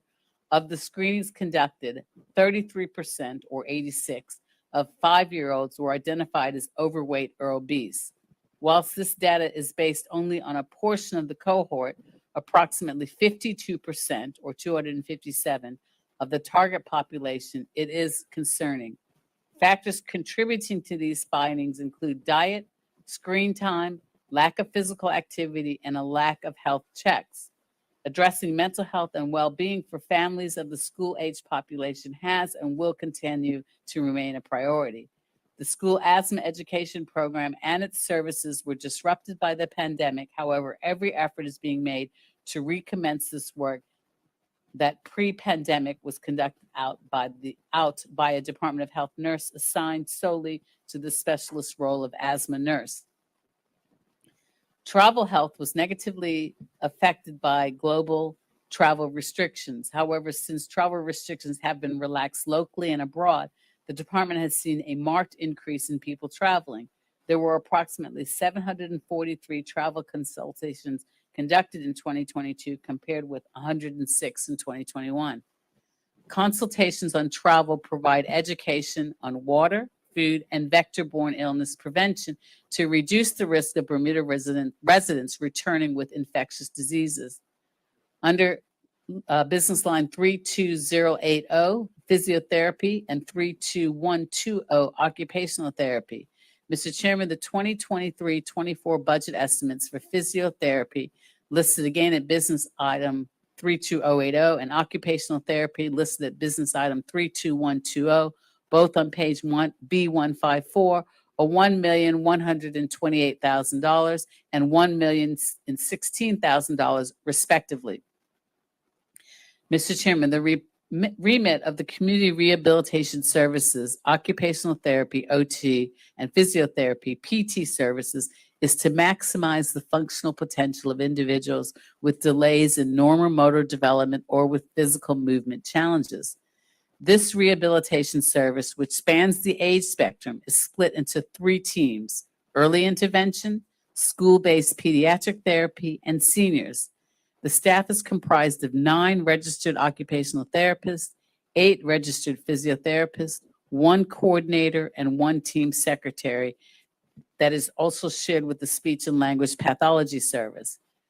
There are currently 2 vacant posts in physiotherapy and 1 vacant post in occupational therapy, which are being covered by temporary relief staff while the department undertakes recruitment. In addition, a trainee physiotherapist will fill one of the vacant positions with the intent to develop Bermudians early in their career and strengthen Bermuda's healthcare workforce. The rehabilitation service continues to build back from the impact of the pandemic. Staff redeployed to assist in the COVID-19 response have all returned to their permanent posts. The COVID-19 pandemic highlighted the benefits of using telehealth, and we continue to leverage this tool to improve access to care, improve the flexibility of scheduling, reduce travel time, and increase continuity of care. As the healthcare landscape has continued to evolve, the OT and PT services have adapted and strive towards delivering quality, evidence-based services to our community. Mr. Chairman, within the early intervention team, dedicated specialists, OTs, and PTs provide early intervention for babies and young children between the ages of 0 and 4 at risk of developmental delays and/or disability. The OT and PT early intervention service aims to complete a full assessment on referred clients within 20 working days to ensure the appropriate intervention is provided and mitigate any delays in functioning. Approximately 62% of clients were assessed within the established time frame this fiscal year, and an estimated 90% of clients on caseload were making steady progress towards established goals. Assessment clinics take place weekly to quickly identify and provide intervention for babies and young children at high risk of sensory motor delays to facilitate optimal function and quality of life. In addition, parent multidisciplinary training sessions were delivered throughout the year in the community. And it must be noted, Mr. Chairman, that these interventions continue to reduce the number of referrals sent by the early intervention team to school-based services. They also empower parents with knowledge and strategies to promote optimum development for their children.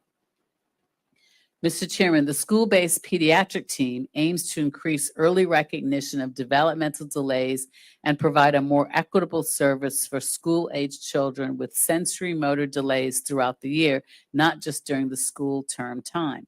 It must also be noted that school-aged children with additional learning needs due to complex health conditions and/or sensory motor delays require regular monitoring and intervention to retain their functional ability and to access education.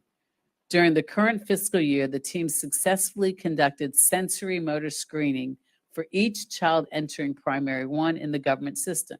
Services were also provided to summer camps for children with complex medical needs, such as those at Windreach or the Dame Marjorie Bean Hope Academy, to help prevent regression of skills attained through the school year.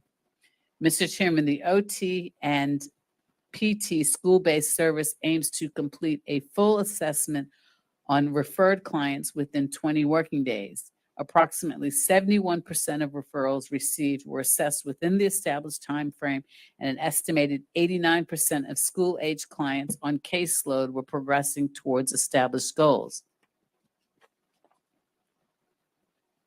The OT and PT seniors team aims to support clients to remain as independent as possible in their own homes. The seniors team conducts home safety and falls risk assessment for all seniors that are referred to minimize the risk of falls at home. In 2022-23, client and caregiver training were provided to maximize function and promote aging in place. In addition, several health promotion and education activities were conducted to further educate and promote healthy aging within our community. The OT and PT seniors-based service aims to complete a full assessment on referred clients within 20 working days.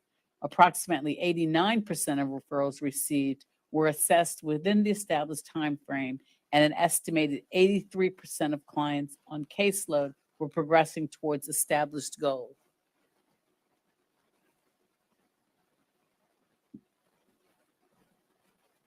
Under business line 32100, speech and language. Mr. Chairman, the 2023-24 budget estimate for speech and language services, again, at page B154, business unit 32100, is $1,688,000. Mr. Chairman, the Department of Health's Speech and Language Program provides speech, language, and feeding, swallowing assessments and intervention services across the community. When fully staffed, the program consists of 14 speech and language pathologists and 1 program coordinator. Of these, 3 speech and language pathologists provide early intervention services in collaboration with the Department of Education's Child Development Program for children aged from birth to 4 to 5 years of age. 8 speech and language pathologists are school-based, providing services across all levels of the Bermuda government schools, ages 4 to 18. 1 speech and language pathologist provides services to students with special needs who attend Dame Marjorie Bean Hope Academy, which has children between the ages of 4 and 18. And 1 speech and language pathologist provides school-based services to students who attend Bermuda's private schools and home schools.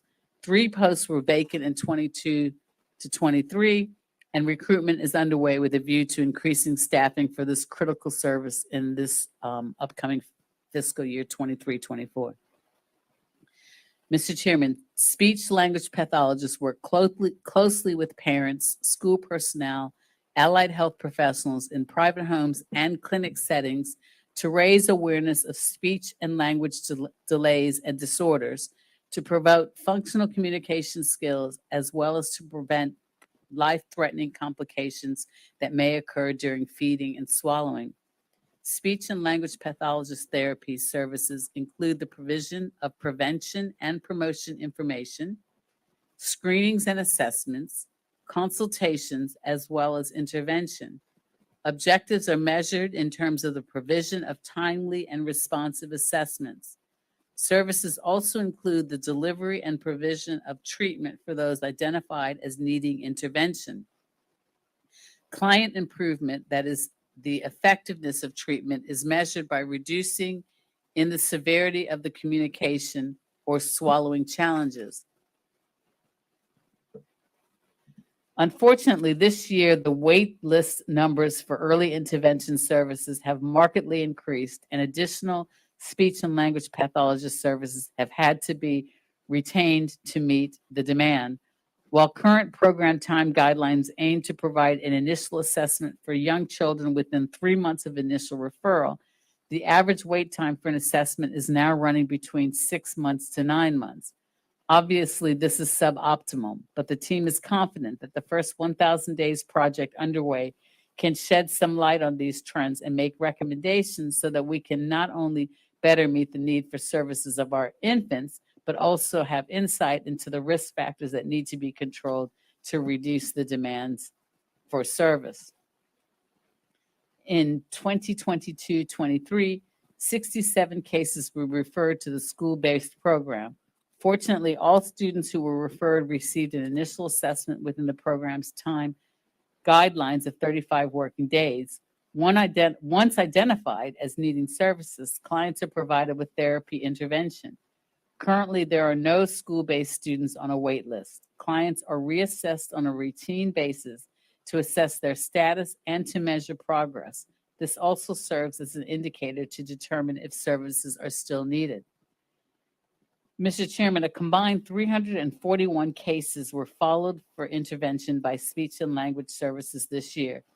Caseloads vary between 40 and 60 clients per officer. Services to middle and senior schools have been adapted to be provided through a consultative model where the therapist provides school personnel and parents the appropriate resources and strategies for clients with complementary direct services. Services were also provided to Dame Marjorie Bean Hope Academy.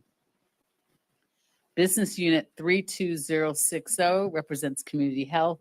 and 32010 business unit represents Community Health Administration. Mr. Chairman, the 2023-24 budget estimates for community health nursing listed on Business Unit 32060 and Community Health Administration listed on Business Unit 32010, both at page 154 of the budget book, represent a budget in the sum of $1,723,000 and $1,215,000 respectively. Community health nursing budget in 2023-24 will increase by $185,000. The largest contributors to this increase are additional funds for the license for the electronic medical record for clients, medical supplies, and funding to ensure the enhanced operation of the adult preventative clinic with a nurse practitioner on staff. Adult community nursing works in partnership with other health and care providers to meet client needs, offering support, health education, information, and advice. Our community health workers are a valuable part of the skill mix. The team is committed to providing a high standard of professional care to individuals within the community setting, and importantly, facilitates people being cared for in their homes. Care is patient-centered and evidence-based.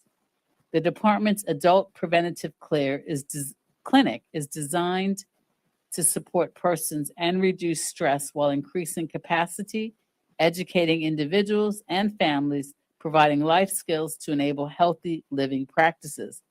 The adult health clinic has increased its capacity by extending its hours and is seeing 60% more patients than it did in previous years, efficiently helping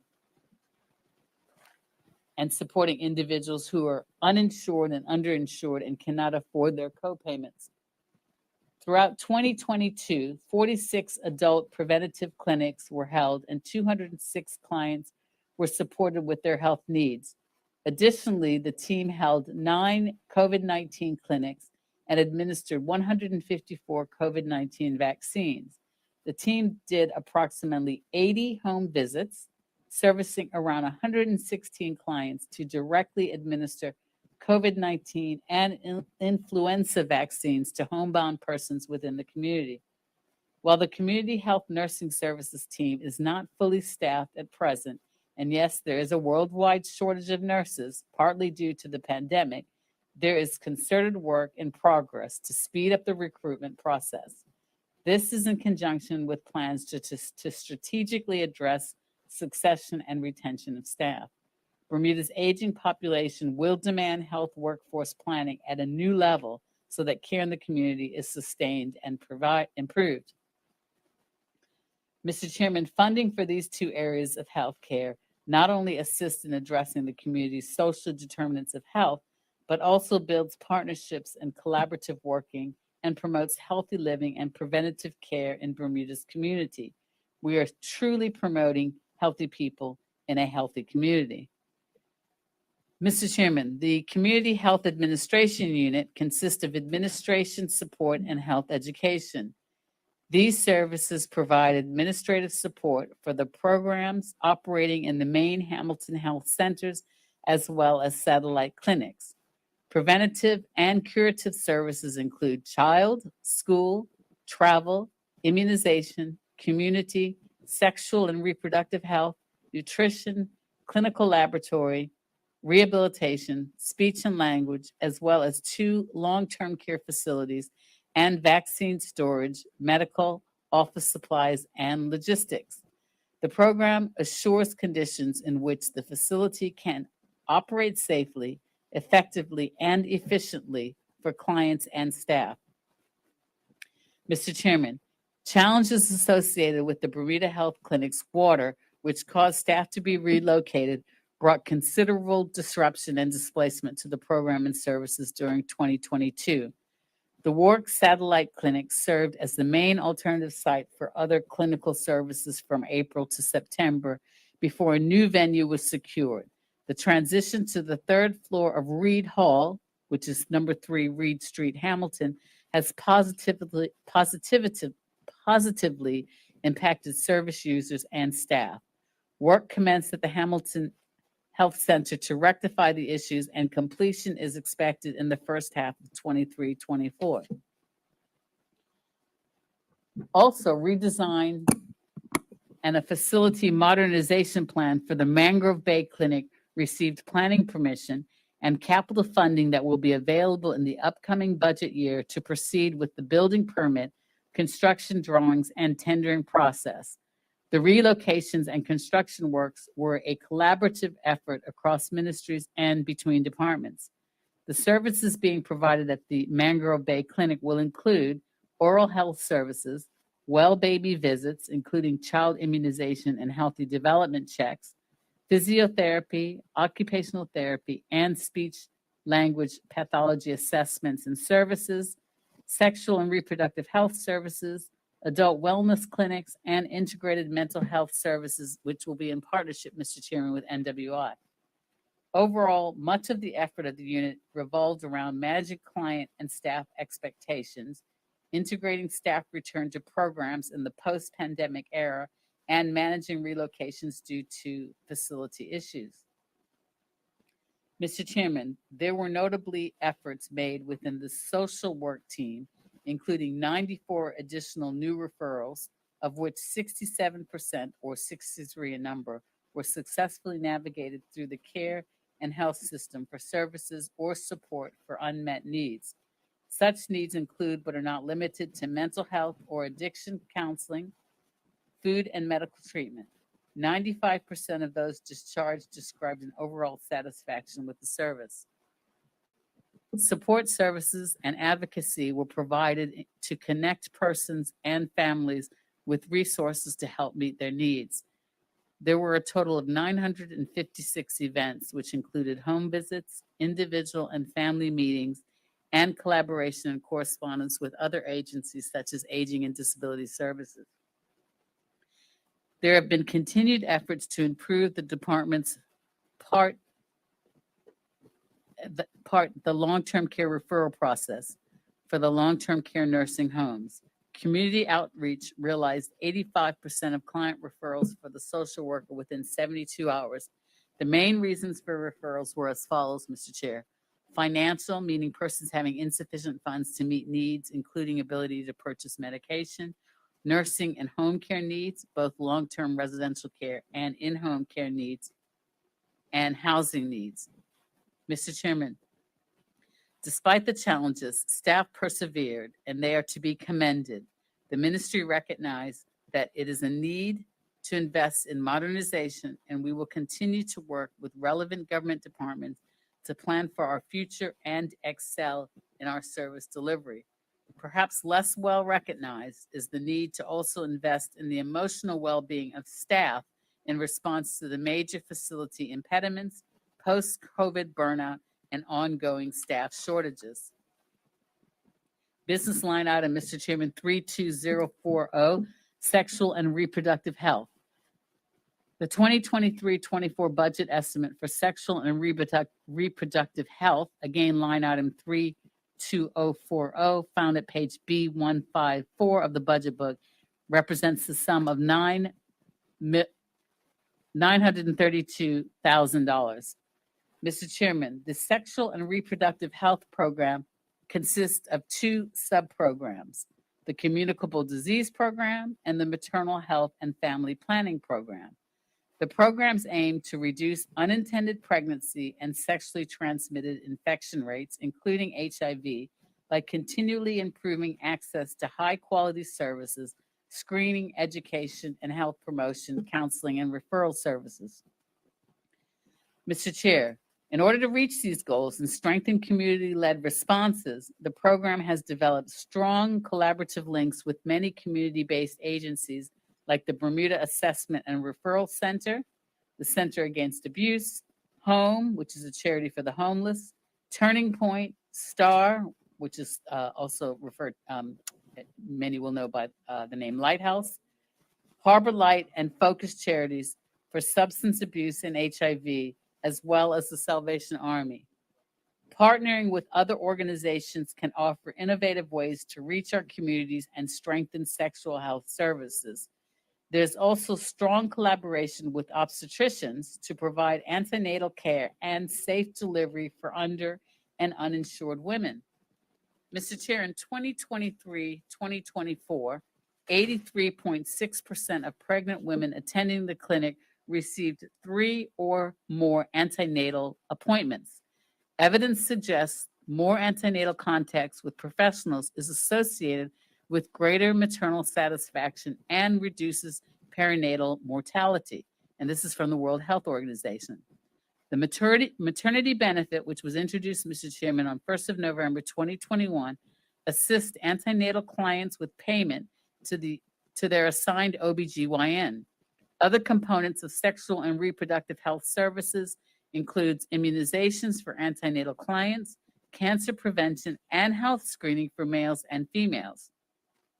The number of people compliant with treatment for HIV infection remains high, Mr. Chairman, at 98%, an important factor in preventing AIDS, prolonging survival, and reducing the risk of transmission of HIV to others. The programs manage service delivery so as to reduce the risk of COVID-19 transmission during the pandemic in clinics, managed staffing reductions and testing, and maintained a focus on urgent and symptomatic sexually transmitted disease infections, presentations, and those at higher risk of HIV or sexually transmitted infections acquisition. In addition, services for family planning, cancer screening, and antenatal care continued uninterrupted. As COVID-19 restrictions eased, the number of clients screening for sexually transmitted infections increased by 269 in comparison to the previous year. With high sexually transmitted infections prevalent in young people, testing, treatment, health education, and counseling remains targeted to this population. The team works in partnership with and refers clients to Teen Haven Child and Family Service to provide extra support. The Sexual Assault Response Team, or SART, recently reconvened to review collaborative efforts. SART is supported by Sexual and Reproductive Health Services through coordination during the investigation process. A team approach assists professionals to provide an immediate, quality, victim-centered response to sexual assaults in the community. As mentioned previously, Mr. Chairman, funding for SART will be provided via a grant from the ministry headquarters in 2023-2024. The Sexual and Reproductive Team will start a new initiative in March, which will see male and female clients, Mr. Chairman, aged between 18 and 26, being offered the HPV vaccine. Human papillomavirus can cause certain cancers in both men and women and is a commonly sexually transmitted infection. Research has shown that HPV vaccines can prevent more than 90% of oral, anal, and genital cancers caused by HPV infection from ever developing. To address the needs in the community in St. George's, Sexual and Reproductive Health continues to offer antenatal care, family planning, sexual health screening, cervical cancer, and breast examinations. Mr. Chairman, the Community Mental Health Wellbeing Program restarted in December at the Reed Street location. The services were suspended due to the facility closure at the Hamilton Health Center and an inability to accommodate in alternative sites where services were offered. Despite challenges with human resources and facilities, the team continued to provide a much valued service. A community mental health team is critical to meeting the demand for mental health care in Bermuda, filling the gaps when individuals are unable to obtain treatment from private providers. The community mental health team is focused on helping individuals contend with the challenges in their mental health.